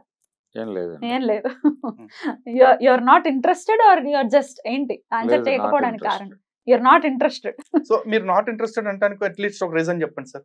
ఎందుకు ఇంట్రెస్టెడ్ గా లేరు? ఆ రీజన్ చెప్పండి. Reason I quit. ఏది ఇప్పుడు మీరు డిబేట్ కొనసాగడానికి వై ఆర్ నాట్ ఇంట్రెస్టెడ్? నా ఉద్దేశం ఏంటంటే పక్క మతం అసలు ఇంకొక ఒక 4 మతాలు ఉన్నాయి ఇక్కడ. అరే మరి అలాంటప్పుడు మీరు నాస్తికత్వంలోకి వెళ్ళిపోయి ఇంకా హిందుత్వాన్ని ఎందుకు విమర్శిస్తున్నారు సార్? వాళ్ళ దారుణాలు ఉంటారని వదిలేయచ్చు కదా. Why are constantly criticising Hindus ఎందుకు క్రిటిసైజ్ చేయకూడదు? చేయకూడదు అన్నారు కదండి. ఎవరిని చేయకూడదు అనేదే కదా సార్ మీ పాయింట్ కూడా. వాళ్ళని అనద్దు అని అంటే మీరు నాస్తికుడిగా ఉండటం వల్ల నాకు అభ్యంతరం లేదు. కానీ ఇప్పుడు సార్ నాస్తికుడిగా ఉండటం వల్ల, కమ్యూనిస్ట్ గా ఉండటం వల్ల నాకు అభ్యంతరం లేదు. కానీ సార్కి నేను హిందూగా ఉండటం అభ్యంతరకరంగా ఉంటున్నప్పుడు మరి సార్ సిద్ధాంతం ప్రకారం చూసుకుంటే నా మతాన్ని విమర్శ చేయడం తప్ప కాదా? మతం మతంగా ఉంటే నాకు ఇబ్బంది లేదండి. మేము ఎలా ఉన్నా మీకు ఇబ్బంది ఉండకూడదు. ఎందుకంటే కన్సాలిడేషన్ చేసి నేను అదే మాట మీద దాడి చేస్తే ప్రమాదము అని నేను అంటున్నా. కన్సాలిడేట్ చేయటమే తప్పు అనేది ఆయన నేను అదే మాట point అండి. అంటున్నానండి. ఇస్లాం లాగా ఉంటే నాకు ప్రాబ్లం లేదు. కానీ Hmm. యూనివర్సల్ ఇస్లామిక్ బ్రదర్హుడ్ అనుకుని ముస్లింలు అందరూ అన్నదమ్ములు మనం అందరం కలిసి హిందువుల మీద తిరగబడాలని చెప్తుంటే నాకు నచ్చట్లే. మరి అదే నేను అదే అంటున్నారు విమర్శ మీరు కూడా. చేస్తుంటే మీరు మీరు వేరే అదే మతం మీద అంటున్నారు. విమర్శ చేయకూడదని అంటున్నారు కదా. మీరు కూడా అదే చెయ్యొద్దు. చేయకూడదు అని అంటున్నారు, సహనాన్ని చేయకూడదు. పాటించండి అని సహనాన్ని అంటున్నారు. పాటించుంటే నేను చెప్తున్నా కదా, ఒక పాము దాని మానాన్ని అది పుట్లో ఉంటే నేను సహనం పాటిస్తా. కానీ అది నా మీద కేకబడి నన్ను కరుస్తాను అంటే నేను మీరు సహనం సహనం పాటించలేరు. పాటించలేరు. ఎవరైనా సహనం సహనం అనరండి. పాటించలేరు. That is called incapability. చేతకాంతనం అవుతుంది సార్. ఆ సహనాన్ని పాటించలేరు సార్. చేతకానితనం అవుతుంది అనే పేరుతో ఒక రకమైనటువంటి దీన్ని రాజేస్తున్నారు. దీనికి వెనకాల ఒక పొలిటికల్ మోటివ్ ఉంది. ఈ మాట నాకు ఎవరు చెప్తున్నారు అంటే, మ్మ్. కమ్యూనిజం పేరుతోటి, మావోయిజం పేరుతోటి, లెనినిజం పేరుతోటి ఆయుధాలు పట్టి అడవుల్లో దూరి మనుషుల్ని అడ్డగోలుగా చంపేసుకొచ్చేసి వ్యక్తి, ఆ వ్యక్తులకి ఆయుధాలు సరఫరా చేసి టాడా కేసులో ఇరుక్కున్న వ్యక్తి నాకు చెప్తున్నారు శాంతి సహనం గురించి. నాకు నేను జాలిపడాలా? ఇంకేమీ లేదు, ఆన్సర్ చేయడానికి ఏమీ లేదు అని అంటున్నారు. బట్ దెన్ కన్సాలిడేట్ చేయటమే తప్పు అని అంటున్నారు, సహనం వహించాలి అని అంటున్నారు, విచ్ ఇస్ డెఫినెట్లీ కరెక్ట్ కాదు అనేది చాలా మంది అభిప్రాయం కూడా. మన మీదకి వస్తే డెఫినెట్ గా ఎవరైనా పిల్లైనా పులి అవుతుంది ఖచ్చితంగా. మన మీదకి రానంతసేపు ఎవరి దారిని వాళ్ళు ఉంటే ఏ ప్రాబ్లం లేదు. వాళ్ళు దాడి చేస్తున్నారు కాబట్టి ప్రతి దాడి అనివార్యంగా జరుగుతుంది ఇక్కడ. పిల్లుల్ని పులుల్లా ప్రొజెక్ట్ చేసి కన్సాలిడేషన్ చేస్తున్నారు అనేది నా అభిప్రాయం. సో ఉన్నవన్నీ పిల్లులే అనేది మీ అభిప్రాయం. పులుల్లాగా చేస్తున్నారు, పులుల్లాగా ప్రొజెక్ట్ చేస్తున్నారు అని. అవును.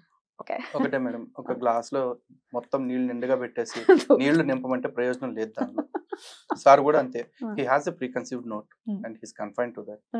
Let him be like that. Okay, but then ఇంకొక టాపిక్ గురించి మాట్లాడుకుంటే, హిందూ మన ధర్మం గురించి లేకపోతే మన పురాణాల గురించి మాట్లాడుకుంటే ఒక టాపిక్ గురించి ఖచ్చితంగా మాట్లాడాలి ఈ సందర్భంలో. రాముడు ఏదైతే అడవులకి వెళ్ళటం, అడవుల మొత్తం నిధుల్ని కొల్లగొట్టడం కోసమే వెళ్ళాడు అడవుల్లోకి అనేది ఒక మాట వినపడుతుంటుంది. సార్ మీరు కూడా ఒకసారి ఎప్పుడో దీన్ని మాట్లాడినట్టుగా నాకు గుర్తు. దీని గురించి మనం మాట్లాడచ్చా, ఇఫ్ యూ కంఫర్టబుల్? ఏదండి? రాముడు అడవుల్లోకి వెళ్ళడం అనే ప్రోగ్రాము ఆ అడవి సంపదని దోచుకోవటానికి మాత్రమే వెళ్ళాడు అనేది ఒక సందర్భంలో మాట్లాడినట్టుగా నాకు గుర్తు. దీని గురించి మనం మాట్లాడచ్చా? నేను ఆల్రెడీ చెప్పేశాను ఇది అయిపోయింది. అంటే అసలు రాముడు ఉన్నాడా లేడా ఈ చర్చలోకి వెళ్ళి ఆ వివాదంలోకి వెళ్ళి నేను ఒక టెర్రరిస్ట్ గా ప్రొజెక్ట్ అయిపోవటం జరుగుతుంది తప్ప ప్రయోజనం ఉండదని నేను నమ్ముతున్నాను. అయితే నా అభిప్రాయాలు ఆల్రెడీ నేను విడిగా చెప్పాను. అంటే ఎందుకు రామాయణమే శిరోధార్యం అంటున్నారు ఈ దేశానికి అనే దగ్గర నుంచి నాకు ఒక అభిప్రాయం ఉంది. రామాయణంలో చాలా ధర్మాలు, అంటే అదొక ధార్మిక గ్రంథమే, ఒక రకంగా కాన్స్టిట్యూషన్ అది. రాముడి పాత్ర ఎక్కడా కూడా సొంత నిర్ణయం తీసుకోదు. గురువులు ఏం చెప్తే, శాస్త్రం ఏం చెప్తే అదే మాట్లాడతారు. అదే క్యాబినెట్ అనుకుందాం, క్యాబినెట్ డెసిషన్ ప్రకారం అకార్డింగ్ టు ఆ బుక్స్ లో ఏముందో అది చూసి చెప్పండి, ఇప్పుడు నేనేం చేయాలో అది చేస్తానని. దీన్ని ప్రమోట్ చేయటం అనే దానికి రామాయణాన్ని ప్రమోట్ చేయాలి, ధర్మాన్ని ప్రమోట్ చేయటం కోసం రామాయణము పారాయణము చేయవలను, ఇవన్నీ చెప్తారు. ఇది అంటే కృష్ణుడి కంటే కూడా రాముడే ఈ దేశాన్ని కన్సాలిడేట్ చేయడానికి ఉపయోగపడే దేవుడు అనేది వాళ్ళు నమ్ముతున్నారు. అందుకనే రామ మందిర నిర్మాణము, ఈ వ్యవహారం అదేం ఇప్పుడుది కాదు కదా సార్, కొన్ని వందల ఏళ్ల నాటి నుంచి జరుగుతున్నటువంటి విషయం. దాని వెనకాల ఉన్నటువంటి ఒక తాత్విక చింతన వాళ్ళది. ఇది రాముడు మాత్రమే కన్సాలిడేట్ చేయగలడు అనేది ఇప్పటికీ నమ్ముతున్నారు. రామాయణం రాముడు నడకేగా రామాయణం అంటే. అదేనండి, రాముడు నడకే. ఇప్పుడు ఆయన రకరకాల గొడవలు ఉన్నాయి. ఇప్పుడు రావణుడు అనే పాత్రను తీసుకుని అదేదో చాలా దుర్మార్గమైన పాత్ర అని చెప్తారు. కాదా? కాదా? మీ ఒపీనియన్ ఏంటి? ఆయన ఒక టెర్రరిస్ట్ గా ప్రొజెక్ట్ చేసేటువంటి ప్రయత్నం జరుగుతుంది కాదా? ప్రయత్నం జరగటం ఏమిటి? ఇప్పుడు ఆయన సీతాపహరణం జరగటం కూడా నాకేమనిపించిందంటే సీతాపహరణం జరగలేదు అని నేను అనుకుంటాను. జరగలేదు అంటే మరి ఆ ఘట్టాన్ని ఎలా చూస్తారు మీరు? సీతాపహరణం ఇప్పుడు సద్దాం హుస్సేన్ దగ్గర జీవరసాయన ఆయుధాలు ఉన్నాయి అని అమెరికా వాళ్ళు ప్రచారం చేసి ఫైనల్ గా ఆయన్ని చంపేసి లేవని చెప్పారు. అలాగే ఈవిడ తీసుకెళ్ళినట్టుగా ప్రచారం చేశారు కానీ ఆవిడ ప్రచారం చేసి తీసుకెళ్ళలేదనా? సీతాపహరణం జరిగింది అని ప్రచారం చేసి ఆయన చంపేశారనా? ఆయన్ని చంపేశారు. అంటే సీతమాయ మాయ సీత అనే ఒక గొడవ కూడా ఉంది. అంటే అగ్ని ప్రవేశం చేసినప్పుడు సీత వేరే సీత బయటకు వచ్చేసి ఇలా రకరకాల కథలు ప్రచారంలో ఉన్నాయి. అథెంటిక్ గా ఉన్నది వాల్మీకి రామాయణం. అథెంటిక్ వాల్మీకి రామాయణంలో ఇప్పుడు మీరు చెప్పింది ఏది ఉండదు అనేది నా ఓకే, ఉండకపోతే మంచిది, నేను ఉండదు. కాదని అంటలేదు.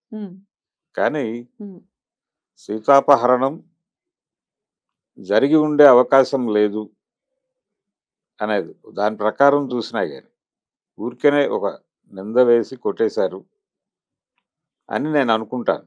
ఎందుకని అనుకుంటారు సార్? ఎందుకని? ఇప్పుడు అథెంటిక్ ఏదైతే అథెంటిఫికేషన్ ఉందో వాల్మీకి రామాయణం, అది పుస్తకం చదివితే తెలిసిపోతుంది కదా. వాల్మీకి రామాయణమే ఆ. ఇప్పుడు అందులో మాయ సీత సీతమాయ ఈ ఆర్గ్యుమెంట్ అంతా ఉంది కదా.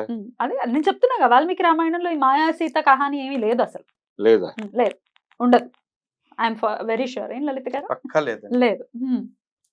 దీనికి సంబంధించి నా దగ్గర కొన్ని ఉన్నాయండి, నేను దానికి రకరకాల ఇన్స్పైర్ అయిన వాళ్ళు రకరకాలుగా రాశారు. రామాయణం విషవృక్షం అని రాసిన మహానుభావులు డిఫరెంట్. దాని జోలికి వెళ్ళట్లేదు. దాని జోలికి వెళ్ళట్లేదు. మనకు అథెంటికేషన్ ఏదో దాని గురించి మనం మాట్లాడాలి కానీ వేరే ఇన్స్పైర్ అయ్యి వేరే వేరే ఏవేవో రాశారు. లేదు, నేను అసలు వాటి గురించి దేని గురించి మాట్లాడటం లేదు. ఇప్పుడు మాట్లాడారు సార్, మీరు మాట్లాడిన ప్రస్తావన అంతా కూడా అవాల్మీకాల గురించే మాట్లాడారు. అవాల్మీకాలే ఇవన్నీ కూడా. ఎందుకంటే వాల్మీకి రామాయణంలో మీరు చెప్పినవి లేవు. అసలు ఈ ఘట్టం జరగకపోతే రాముడు ఎందుకని వెళ్తాడు లంకకి? అంటే ఆయన రాజ్యాన్ని కొల్లగొట్టడం కోసమే వెళ్ళారు అనేదా మీ ఉద్దేశం? ద్రవిడ ఆర్య ద్రవిడ సిద్ధాంతం ఒకటి ఉంది, ద్రవిడ కోణం ఒకటి ఉంది ఇక్కడ. చెప్పండి చెప్పండి. ఒక ఎన్టీ రామారావు సినిమాలో డైలాగ్ ఒకటి ఉంటుంది. సార్ ప్లీజ్, సినిమాల్లో 100 వస్తాయి సార్. ఒక్క నిమిషం సార్, ఒక్క నిమిషం కంప్లీట్ చేయండి. అదేమిటి?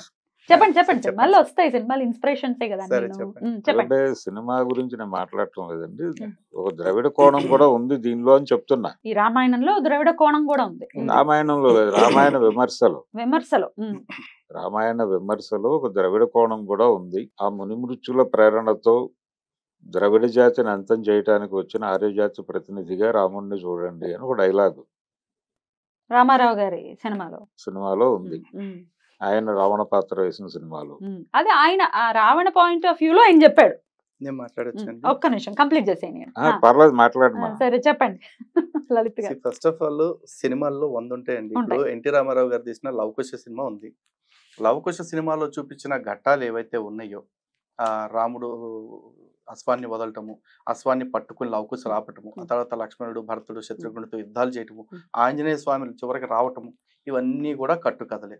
రామాయణంలో ఉత్తరాఖండలో ఇవి ఎక్కడా లేవు. కానీ లవకుశ అని సినిమా తీశారు. ఆ సినిమా నిజమని నమ్ముతున్న అమాయకులు కూడా ఇప్పటికీ చాలా మంది ఉన్నారు. అలాగే ఈ ఆర్య ద్రవిడ దీని గురించి కూడా ఎన్టీఆర్ గారి సినిమాలో ఒక డైలాగ్ ఉన్న మాట వాస్తవము. కానీ ఇక్కడ మనం ఒక మాట మాట్లాడుకోవాలి. ఫస్ట్ ఆఫ్ ఆల్ ఈ ఆర్య ద్రావిడ సిద్ధాంతమే పెద్ద హంబక్. అది అసలు చాలా మంది డిబంక్ చేశారు. ఆ కొట్టిపాడేబడ్డ సిద్ధాంతం అది. నిజానికి ద్రావిడ అని ఒకవేళ తీసుకుంటే కనుక ద్రావిడ అనేది ప్రాంతవాచకం తప్ప జాతీయవాచకం కాదు. ఆర్య అనేది జాతీయవాచకం. కానీ ఒకవేళ రావణాసురుడు ఇప్పుడు మనం చూస్తున్న శ్రీలంకే కనుక లంక అనుకుంటే నిజానికి లంక అది కాదు. లంకే అని అది అనుకుంటే సిలోన్ లంక అని ఒకవేళ అనుకుంటే కనుక అది ద్రవిడ భూమి కాదు. ద్రావిడ అంటే ఏంటి యాక్చువల్లీ? అది ఆ పదాన్ని మొట్టమొదట వాడిన వారు ఆదిశంకరాచార్యులు. అప్పటికి రామాయణం జరిగి కొన్ని వేల సంవత్సరాలు, లక్షల సంవత్సరాలు అయిపోయింది. యుగాలు మారిపోయాయి. అలాంటిది శంకరాచార్యుల వారు కాశ్మీర దేశానికి వెళ్ళినప్పుడు నీవు ఎవరు అని అడిగితే అహం ద్రావిడ శిశువు అని చెప్పేసి చెప్పుకున్నారు.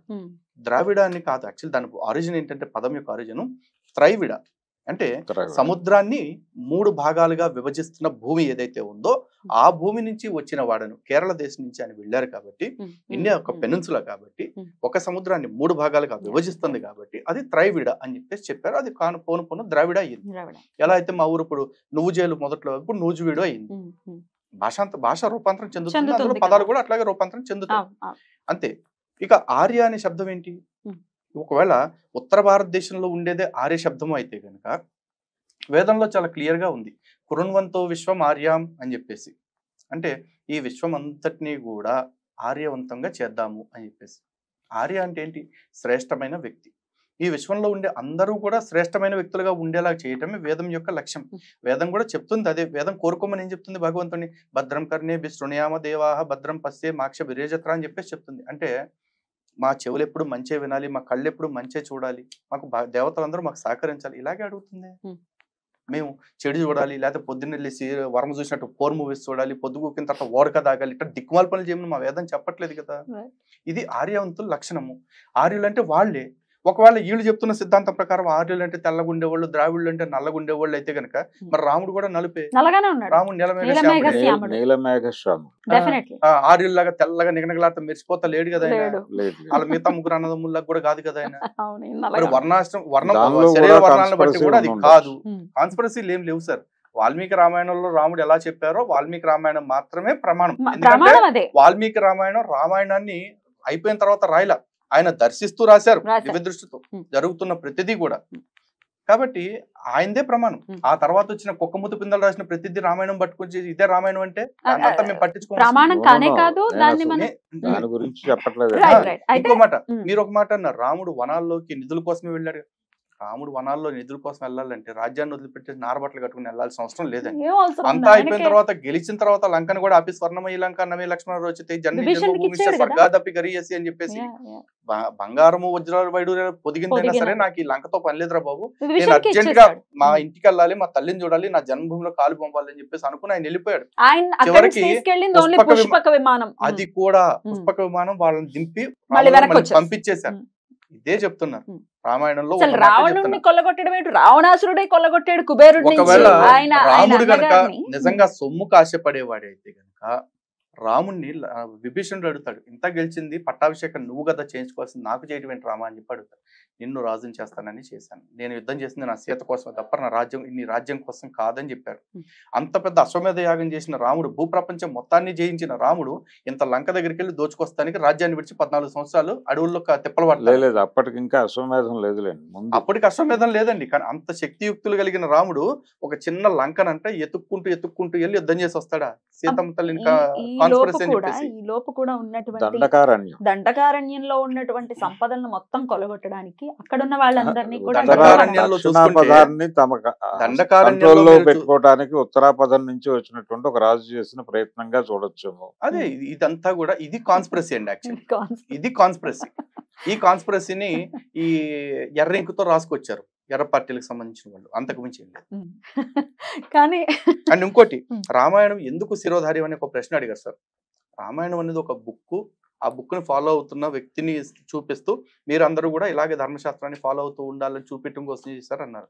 ఒకవేళ అదే కారణం అనుకుందాం కాసేపు, వాట్స్ రాంగ్ అండి? రాముడు తల్లిదండ్రులతో ఎలా ఉండాలి, తమ్ముడితో ఎలా ఉండాలి, భార్యతో ఎలా ఉండాలి, రాజు ప్రజలతో ఎలా ఉండాలి, ప్రజల్ని ఎలా పాలించాలి, డెమోక్రసీ చెప్తానండి. డెమోక్రసీ అనేది లేని రోజుల్లో కూడా రాచరికంలో కూడా ప్రజాభీష్టానికి ఆలోచిస్తూ ప్రజాభీష్టానికి తల ఒగ్గుతూ పాలించిన ఏకైక రాజు, మొట్టమొదటి రాజు నా రామచంద్రుడు. అందులో మీకు ఏం నొప్పి కనపడింది? మనది అనుకునేది ఎవడన్నా తీసుకెళ్తే ఆ రాజ్యం మొత్తాన్ని తగలబెట్టైనా సరే మనది అనుకున్న దాన్ని కాపాడాలి, మన ఆడబిడ్డ ఆత్మగౌరవాన్ని కాపాడటం అన్నిటికంటే ముఖ్యమైన విషయం అని చెప్పేసి భారత జాతి మొత్తానికి ఓ సందేశం ఇచ్చిన నా రామచంద్రుడు నాకు ఎప్పుడు గొప్పే. ఇందాక అందుకే చెప్పాను, నాకు గాంధీ ఏమీ నేర్పలేదని చెప్పేసి. రాముడు ఎంత అద్భుతంగా ఇంత అందంగా నాకు ఇన్ని నేర్పితే అడ్డమైన నేను ఆదర్శంగా ఎందుకు పెట్టుకుంటాను? Right sir. ఏంటి సార్ ప్రమాదం ఏముంది ఇందులో? అంటే ఎవరు ఎప్పుడు ఎలా ఉన్నారో వాళ్ళు ఏం చేయాలని ధర్మం చెప్పిందో అలాగే ఉండాలి అని చెప్పటం. అందులో ఏం ప్రమాదం ఉంది? ఆల్రెడీ ప్రిస్క్రైబ్ ఒక టెక్స్ట్ రాసేసి దీని ప్రకారం మీరు ఏదై ఉన్నారో, ఇప్పుడు సపోజ్ మీరు బానిసలు అనుకోండి, బానిస ఎలా ఉండాలని రాసి ఉందో అలాగే ఉండాలి మీరు. అసలు బానిస అనే పదం మన గ్రంథాలు ఎక్కడైనా చూపించండి. నో నేను చెప్తున్నాను. అసలు ఉదాహరణ బానిసత్వం గురించి చూపించారు, ఇంకా చాలా ఉన్నాయి. ఒక తమ్ముడితో ఎలా ఉండాలో అని చెప్పి ఒక ఉదాహరణగా చెప్పుంటే నేను అబ్జెక్షన్ పెట్టకపోదును. లేదు రాజు ఎలా ఉండాలో, లేదు ఒక భర్త ఎలా ఉండాలో, ఒక బిడ్డ ఎలా ఉండాలో, ఒక తండ్రి ఎలా ఉండాలో, ఇన్ని ఎగ్జాంపుల్స్ వదిలేసి బానిసగా ఉంటే అని మొదలెట్టారు. కాబట్టి నేను అడుగుతున్నా, బానిస అనే పదం చూపించండి. అసలు బానిస ఏమిటి? ఇప్పుడు కుల సమాజమే ఉందండి. కుల సమాజాన్ని చూపించండి, రామాయణంలో కులాన్ని చూపించండి. నాకు రామాయణంలో కులం లేదా? చూపించండి, మీరే చూపించండి. కులం లేదా? లేదు కదా. రాముడు క్షత్రియుడు కాదా? క్షత్రియం అనేది వర్ణం అండి, కులం కాదు. వర్ణము క్షాత్రం అనేది వర్ణం, వర్ణము వర్ణం వేరు, వేరు, కులం కులం వేరు. వేరు. Okay. There ends the matter. అసలు ఏమిటి ప్రమాదం, బానిస ఏమిటో నకిరేతి అని ఒక శ్లోకం వస్తుంది రామాయణంలో. అలా అసలు అక్కడ కాదండి. కిరీటం పెట్టుకొని వాడు, ఎవరికి దానం చేయకుండా మీరు- ఉన్నవాడు, ఎవరికి మీరు- ఫుడ్ పెట్టకుండా ఉన్నవాడు అంటూ ఎవ్వడూ లేడు రామరాజ్యంలో అనేది రామాయణం చెప్తూ ఉంటుంది. సో ఇది స్టార్టింగ్ బానిసలు ఏమిటో అర్థం కాదు. అయోధ్య వర్ణంలోనే చాలా క్లియర్ గా ఉందండి. ఆ దేశంలో దానం చేద్దామంటే యాచకులు దొరకరు అనేది చాలా చాలా దారుణం వివరంగా అని చెప్తూ చెప్తారు. ఉంటారు. ఏంటి బానిస అర్థం కాలేదు. బానిస అనేది కాదండి, ఎవరు ఎలా ఉండాలి అనేది అకార్డింగ్ టు టెక్స్ట్ ఉండాలి అన్నప్పుడు వాట్స్ రాంగ్? ఈ What's రోజు wrong? కాన్స్టిట్యూషన్ అనేది చూపించి దీనికి తగ్గట్టే మీరు నడుచుకోవాలని నేరాలు చెప్తుంటే మనకు చేయకూడదు నచ్చుతుంది. నేరాలు చేయకూడదు కదా మరి. మనకి ఐపీసీ సిఆర్పిసి అన్ని Exactly. చూపించి ఇలా ఉండాలి ఇలా ఉండకూడదు అంటే మనకు నచ్చుతుంది. రామాయణం ప్రకారం రాముడు నడిచి చూపించి ఒరే ఇదేం ఇంపాసిబుల్ వే కాదు, ఇట్ ఈస్ పాసిబుల్ వే, నేను చేసి చూపించాను ఇలా నడవండి అని చెప్తే మాత్రం అది ప్రమాదకరమైన మాట ఎట్లా ప్రమాదం వాడుతున్నారు. అవుతుంది? ఇబ్బంది అయినప్పుడు వాళ్ళు తిరుగుబాటు చేస్తారు కదా దాని మీద. ఎందుకు ఇబ్బంది పోనీ అవుతుంది? రామాయణంలో అట్లా ఎవరైనా తిరుగుబాటు చేశారా? ఇప్పుడు శంభూకుడిని ఎందుకు చంపాడండి శంభూక రాముడు? శంభూక వధ ఎలా జరిగిందని చెప్పేసి అంటున్నారు. శంభూక వధ ఏ రామాయణం నుంచి తీసుకున్నారు నాకు చెప్పండి మీరు. అసలు రామాయణంలో లేదు. శంభుక వధ అయితే వాల్మీకి రామాయణంలో లేదు. శంభూక వధ లేదు, రావణ వధ ఉంది కదా. రావణ వధ రావణ వధ ఉంది. అంటే ఇప్పుడు తన భార్యను తీసుకెళ్లిపోయిన, తన భార్యని కాదు ఇంకో 27 మంది రాచకన్యల్ని ఎత్తుకెళ్లిపోయి తన మందిరంలో బందీలుగా పెట్టుకున్న వాడిని చంపటం మినహా ఏం చేయాలో మీరు చెప్పండి. వాల్మీకి రామాయణంలో చెప్పారండి 27 మంది ఉందండి. అవును, వాల్మీకి రామాయణమే, 100%. వాల్మీకి రామాయణమే. మరి ఏం చేయమంటారు అలా చెప్పండి. ఈయన అలా అమ్మాయిల్ని ఎత్తుకెళ్ళిపోవటం అనేది ఆయన నైజం గా మీరు ఎస్టాబ్లిష్ చేశారా దానిలో? పోనీ 27 మంది కాదండి, సరే మీ మాటకే వస్తాను నేను. ఒక సీతమ్మని పర్లేదు, నో పక్కవాడి ప్రాబ్లం. భార్యను ఎత్తుకుపోయాడు. సరే సీతమ్మనే చెప్దాం. సీతమ్మనే చెప్తాను, ఓకేనా? చెప్పండి. పక్కవాడి భార్యనే ఎత్తుకుపోయాడు. పోనీ ఇప్పుడు మీరేం చెప్పాలనుకున్నారు? రావణాసురుడు ఎత్తుకుపోవాలా, సీతమ్మ మోసబడి వెళ్ళిపోయిందని చెప్పాలనుకుంటున్నారు? అలా అనుకోవడం. మరి అలా అనుకున్నప్పుడు ఇలా చెప్పింది. ప్లీజ్ అండి, ప్లీజ్ ఆ మాట వినడానికి కూడా ఇబ్బందికరమైన నెక్స్ట్ అదే డైలాగ్ రాకుండా అది ఆయన అనలేదు, అది మనం అనద్దు కూడా అసలు. ఆ మాట చాలా బాధాకరమైనటువంటి విషయం. సరే ఇప్పుడు ఇంతకీ ఏం చేయమంటారు? ఇట్లా తీసుకెళ్లిపోయిన వాడిని వధించక ఈ మాట ఎందుకు వాడాను అంటే మొన్న కత్తి పద్మరావు అనే అతను వాడాడండి ఈ పదం, అందుకని చెప్తాను. విన్నా. రైట్. ఇంతకీ అసలు అది ఆయన కదా, ఆయన గొడవ కదా. సార్ ఏం చేయమంటారు? ఇట్లా ఆడదాన్ని తీసుకెళ్లిపోతే మరి వధించక ఏం చేయమంటారు? అప్పటికి రాయబారిని పంపించి బాబు పంపించేయనంటే వినలేదు. పైగా వచ్చినటువంటి దూతని ఎంత హింసించారో మనకి ఈ రోజు తెలుసు. మహాభారతం చూసుకున్నా కూడా ఒక స్త్రీమూర్తికి జరిగిన అన్యాయం కారణంగానే మొత్తం మొదలైంది మహాభారతం అయినా సరే. ఒకవేళ ఈ 2 కట్టుకథలను సార్ చెప్పాలి అనుకుంటే కూడా ఓకే, లెట్ ఇట్ బి కట్టుకథే, let us take it as a parable. కానీ ఒక సందేశం అయితే మన జాతికి ఇచ్చారుగా. అరే నీ జాతి, నీ భారతదేశంలో ఉన్న ఒక స్త్రీని గనక ఎవడైనా అక్రమంగా తీసుకుపోతే నువ్వు ఏమైనా చేయగానే ఆడబిడ్డని కాపాడు అని మాత్రమే చెప్పారు. చేయటం కంటే ముందు కూడా దూతను పంపించటం, ఒప్పించటం అన్ని ప్రయత్నాలు జరిగాయి. తమ్ముడు కూడా చెప్పాడు వద్దు మనం ఇలాంటి పనులు చేయదు, సామధాన భేద దండోపాయాలు ఉపయోగించు, కానీ నీ ఆడబిడ్డను నువ్వు రక్షించు ఫస్ట్ అని చెప్పారు కదా. ఆ పాజిటివ్ నోట్ ఇప్పటికి కూడా సార్కి ఎందుకు ఎక్కట్లేదు? ఇస్లాం మీద ఉన్న సాఫ్ట్ కార్నర్ ఈ మంచి విషయాల మీద ఎందుకు ఉండట్లేదు? Sir you are not answering for this sir. Whatever it is, అట్లా ఇది ఒక్కటి చెప్పి మనం ఎండ్ చేద్దాం సార్. అట్లా తీసుకెళ్లిపోయిన వాళ్ళని అసలు వెళ్ళలేదు అనేది ఆయన పాయింట్, అందుకే ఆయన చెప్పలేకపోతున్నారు. అసలు సీతమ్మ వెళ్ళలేదు అనేది ఆయన పాయింట్ కాబట్టి ఆన్సర్ చేయలేదు. తీసుకువెళ్ళలేదు అనే మాటకు ప్రమాణం చూపిండి. అదే మాయా సీత ఉంది, వాల్మీకి రామాయణంలో అథెంటిక్ గా ఉన్న పుస్తకంలో అయితే లేదు. ఖచ్చితంగా జుట్టు పట్టి ఈడ్చుకొని వెళ్ళాడు, అందులో డౌట్ లంక అనేది ఇప్పుడు చెప్తున్న సిలోన్ కాదు అని అన్నారు. కరెక్టే, అది ఇక్కడదే. ఇప్పుడు అది ఇర్రెలవెంట్ సార్. ఇప్పుడు మనకి సీతమ్మ అలాగే సీత వ్యవహారం కూడా ఈ సీతమాయ మాయ సీత అనేది అసలు ఆయన తీసుకెళ్ళలేదు అనేది నాకు అనిపించింది. మీకు అనిపించడం సార్ ఇది అప్సెట్ సార్, నిజంగా చెప్తున్నా. మీకు అనిపించడం ఏంటండి ప్రాబ్లం? మీరు రామాయణాన్ని చదవకుండా దాన్ని అర్థం చేసుకోకుండా నాకు అనిపించింది మీద దాడి చేయడానికి డెఫినెట్ గా కారణం ఉంది. సార్ సినిమా రివ్యూలు కూడా ఇస్తారు కాబట్టి చెప్తున్నాను. సార్ సినిమా వాల్ పోస్టర్ చూసే సినిమాకి ఎప్పుడైనా రివ్యూ ఇచ్చారా? చూడకుండా కదా. మరి రామాయణం చదవకుండా మీకు అనిపించింది మాట్లాడటం అలాగే ఉందండి. లేదు లేదు, సినిమా చూడకుండా పోస్టర్ చూసి రివ్యూ ఇచ్చినంత చండాలంగా ఉంది. వాల్మీకి రామాయణం చదివారా మీరు? నేను చదివానండి. నేను కొన్ని నా దగ్గర దానికి సంబంధించినటువంటి కొన్ని స్నాప్స్ ఉన్నాయి, నేను పట్టుకొచ్చి దాడి చేయడం అనేది చాలా చాలా దీనిలో ఎక్కడ చూపించండి. ఇక్కడ ఏది శ్రీమద్ రామాయణం ఉంది.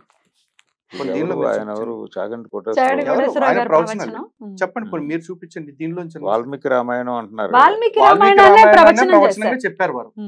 అవునండి, వాల్మీకి రామాయణం నుంచే నేను పట్టుకొచ్చి చూపిస్తాను దానికి ఎప్పుడు సంబంధించి. సార్ చర్చ ఇప్పుడు జరుగుతుంటే ఎప్పుడు తీసుకొచ్చి చూపిస్తానంటే ఏంటి? ఆ.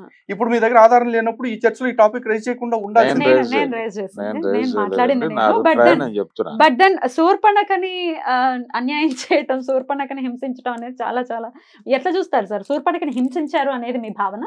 హింసించలేదా? హింసించారు అనేదా? అంటే మరి మగవాడి మీదకి వెళ్ళిపోయి నన్ను పెళ్లి మగవాళ్ళ మీదకి చేసుకోవటం, వెళ్ళిపోవటం కూడా కాదండి. ఆ కామరూపి. తర్వాత ఆవిడ ఉమ్. నీ భార్య సీతమ్మని ఉంది కాబట్టే చంపేస్తా. కదా నువ్వు నన్ను కాదంటున్నావు కాబట్టి నీ భార్యని మింగేస్తాను మింగేస్తా. నిలువునా అని చెప్పేసి బేకర్ రూపం ధరించి మింగేయటానికి వెళితే అప్పుడు కదా ఒక ముక్కు చెవులకు రాక్షసిని వచ్చింది. ముక్కు చెవులు కోసారు. ఏమి ఏమి చంపలేదు చేయలేదు, అప్పటికి చంపలేదు. కూడా. ఉమ్. దీన్ని ఎట్లా చూస్తారు సార్? అంటే మీరైతే ఇప్పుడు ఎలా వాళ్ళ చూస్తారు? భార్యని మింగేస్తానంటే మింగేసుకో తర్వాత మనందరం కలిసి తిరుగుదాం అని రాముడు అని ఉంటే అప్పుడు రాముడు మంచివాడు లేదు అయ్యేవాడు. లేదు లేదు, సార్ మీరేంటి అంటే మరి హింస ఏంటి అక్కడ? అలా కాదు. ఉమ్. మీరు హింస ఏంటంటే చెప్పదలుచుకుంటే ఆయన నాకు ఒక్క నిమిషం. వాల్మీకి రామాయణం చదివి ఉండి కూడా భరద్వాజ్ గారు చెప్తున్న రామాయణం వినాల్సి వస్తుంది చూడండి. అది హింస నాకు. ఎందుకంటే ఒక్క నిమిషం సార్, ఒక్క వాల్మీకి నిమిషం. రామాయణం నిజంగా చూడండి, Opinion. వాల్మీకి మహర్షి దర్శిస్తూ ఉంటే Yeah, yeah. భరద్వాజ ఇది opinion, మహర్షి definitely. రాశారు. Definitely. భరద్వాజ మహర్షి గంటంతో రాశారు. Okay, ఆ okay. పక్కన అంత మంచి పేరు పెట్టుకుని సార్ ఇప్పుడు ఆ వాల్మీకి రామాయణాన్ని వక్రీకరిస్తా ఉంటే మనసుకి చాలా బాధ అనిపిస్తుంది. సరే ఒక్క నిమిషం, ఒపీనియన్ తెలుసుకోవాలి కదా. హింస ఎట్లా సార్? హింస చెప్పండి ఎట్లా అని ఏది? మీ భావన ఏమిటి? దేని మీద? శూర్పణఖని హింసించారు అనేది మీరు ఇప్పుడు ఇప్పుడు చెప్పినటువంటి ఆవిడకి అది రావణుడే అరణంగా ఇచ్చిన దానిలో ఆవిడ పర్మిషన్ లేకుండా ఎంటర్ అయిపోయి వీళ్ళు ఉమ్. ఉమ్. అది ఆవిడ ప్రాంతం. ఓకే. ఆవిడ ప్రాంతంలోకి వెళ్ళిపోయి అక్కడ వీళ్ళ పద్ధతిలో వీళ్ళు వ్యవహరించటం, సంచరించటం, ఇవన్నీ చేస్తూనే ఉన్నారు కదా. అంటే రాక్షస వధ అనే దగ్గరే నాకు సమస్య ఉంది రామాయణంలో. నేను దాన్ని వేరే యాంగిల్లో మాట్లాడే ప్రయత్నం చేస్తాను. అది అనవసరంగా కాంట్రవర్సీ అవుతుందండి. నేను ఆ వివాదంలోకి ఇప్పుడు వెళ్ళదలుచుకోవట్లేదు. ఏదేమైనా నాకు రావణ పాత్రని రాక్షసుడిగా మాట్లాడటము, లేకపోతే అది వాంటెడ్ గానే నింద వేశారనేది నేను ఫీల్ అయింది. ఈ పరస్త్రీని పట్టుకెళ్ళిపోయాడు ఆయన అనేది ఒక నింద వేసి, నేను ఇందాక చెప్పినట్టు సద్దాం హుస్సేన్ మీరు చూడండి అసలు ఎంత దారుణంగా ఉందంటే. ఒక్క నిమిషం, ఒక్క complete నిమిషం అండి చేయండి, ప్లీజ్, complete ఒక్క చేయండి. నిమిషం అండి. అదొక్కటి I complete can't listen చేయండి. all this shit ఒక్క అండి. నేను నిమిషం ఒక మాట చెప్తాను. అట్లా కాదు, ఇందాక అట్లా కాదు. రావణాసురుడి విషయంలోనేమో పరస్త్రీని పట్టుకెళ్ళిపోయాడని నిందేశారు అంటున్నారు. ఇప్పుడు రాముడి విషయంలోనేమో పరస్త్రీని పట్టుకోలేదని నిందేస్తున్నారు. ఏం పనులు ఇవి? అదే అన్నిటికీ డ్యూయల్ స్టాండర్డ్స్ అంటే కష్టం కదా. ఇదే ఇప్పుడు ఇక్కడేమో ఆ అమ్మాయి దుర్మార్గంగా వ్యవహరించింది అన్నారు మీరే. అక్కడేమో మరి ఆయనకి ఎందుకు ఇది ఇవ్వరు? ఏది ఈవిడ దుర్మార్గురాలే, రావణుడు దుర్మార్గుడే అనేస్తే అలాగే. వాళ్ళు దుర్మార్గులు కాబట్టి దుర్మార్గులు అంటున్నారు. మరి ఎత్తుకెళ్ళిన వాళ్ళని దుర్మార్గులు అని అనాలి కదా సార్. అట్లా ఒక సెక్షన్ మొత్తాన్ని దుర్మార్గులు అని ముద్రేసేస్తే అలాగే. What? ఇస్లాం మొత్తం దుర్మార్గము, ఇస్లాం మొత్తం దక్షిణాపథంలో ఉన్న వాళ్ళందరూ దుర్మార్గులు, ఆయన ఇలా చాలా- స్టాంప్ ఇస్లాం వేసేస్తే మొత్తం అలాగే. చాలా దుర్మార్గులు క్లియర్ అని గా ఎవరన్నారు చెప్పారు సార్? కదా సార్. మీతో ఎవరన్నారు చెప్పండి ఇస్లాం ఒకసారి. మొత్తం దుర్మార్గులు అని అనలేదు. ఎవరన్నారు? అదేమిటి ఇందాక మీరు టెర్రరిస్టులు అందరూ ఇస్లాం అన్నారు కదా. నేను అన్నదేంటి, ముస్లింలు అందరూ టెర్రరిస్టులు కాదండి, బట్ టెర్రరిస్టులు అందరూ ముస్లింలే అదే ఉన్నారు అని చెప్పి అన్నాను. టెర్రరిస్టులు అందరూ ముస్లింలే. పోనీ మీరు ఇప్పుడు చెప్పండి సార్, ముస్లింలు కాబట్టి వేరే మతాల వాళ్ళు ఉంటే వాళ్ళు ఎవరో చెప్పండి, హిందువుల్లో పలానా వాళ్ళు ఉన్నారని మీరు చెప్పండి. There ends the matter. లేదు లేదు, ఇప్పుడు ఆ టాపిక్ ఆల్రెడీ అయిపోయింది. ఎనీవే శిరోధార్యంగా తీసుకున్నప్పుడు రామాయణం చేసిన తప్పు ఏంటి అని అడిగితే దానికి ప్రాపర్ ఆన్సర్ చెప్పలేదు ఆయన. తర్వాత ఇప్పుడు ఆర్య ద్రవిడ సిద్ధాంతం విషయంలో నేను ఒక ఖండన ఇచ్చాను. ఆ ఖండనకి ప్రతిఖండన లేదు ఆయన నుంచి. అదేవిధంగా రాముడు సీతమ్మ తల్లిని రావణాసురుడు ఎత్తుకుపోయాడు అనేది కాన్స్పిరసీ థియరీ అన్నాడు. ఏ బేస్ మీద చెప్పారు సార్ అనేది నాకు అర్థం కాలేదు. తర్వాత శూర్పణఖ విషయంలో తీసుకుంటే శూర్పణఖని సింపథైజ్ చేస్తున్నారు. ఏ కారణంగా చేస్తున్నారు నేను అడిగాను, చెప్పలేదు. ఇన్ని ప్రశ్నలు మిగిలిపోయిన తర్వాత నేను ఫ్యాక్ట్స్ చెప్పాను అంటున్నారు. సారే మధ్యలో చాలా సార్లు అన్నారు నాకు అనిపించింది చెప్పాను అని ఆయనే అన్నారు. మీకు అనిపించింది ఫ్యాక్ట్ ఎట్లా అవుతుంది? మీకు అనిపించింది వ్యూ అవుతుంది, పర్సెప్షన్ అవుతుంది. అంతేనా సార్? ఆన్సర్ అంతే. రైట్ అండి, thank you so much for your time. నమస్తే. నమస్తే సార్. నమస్తే.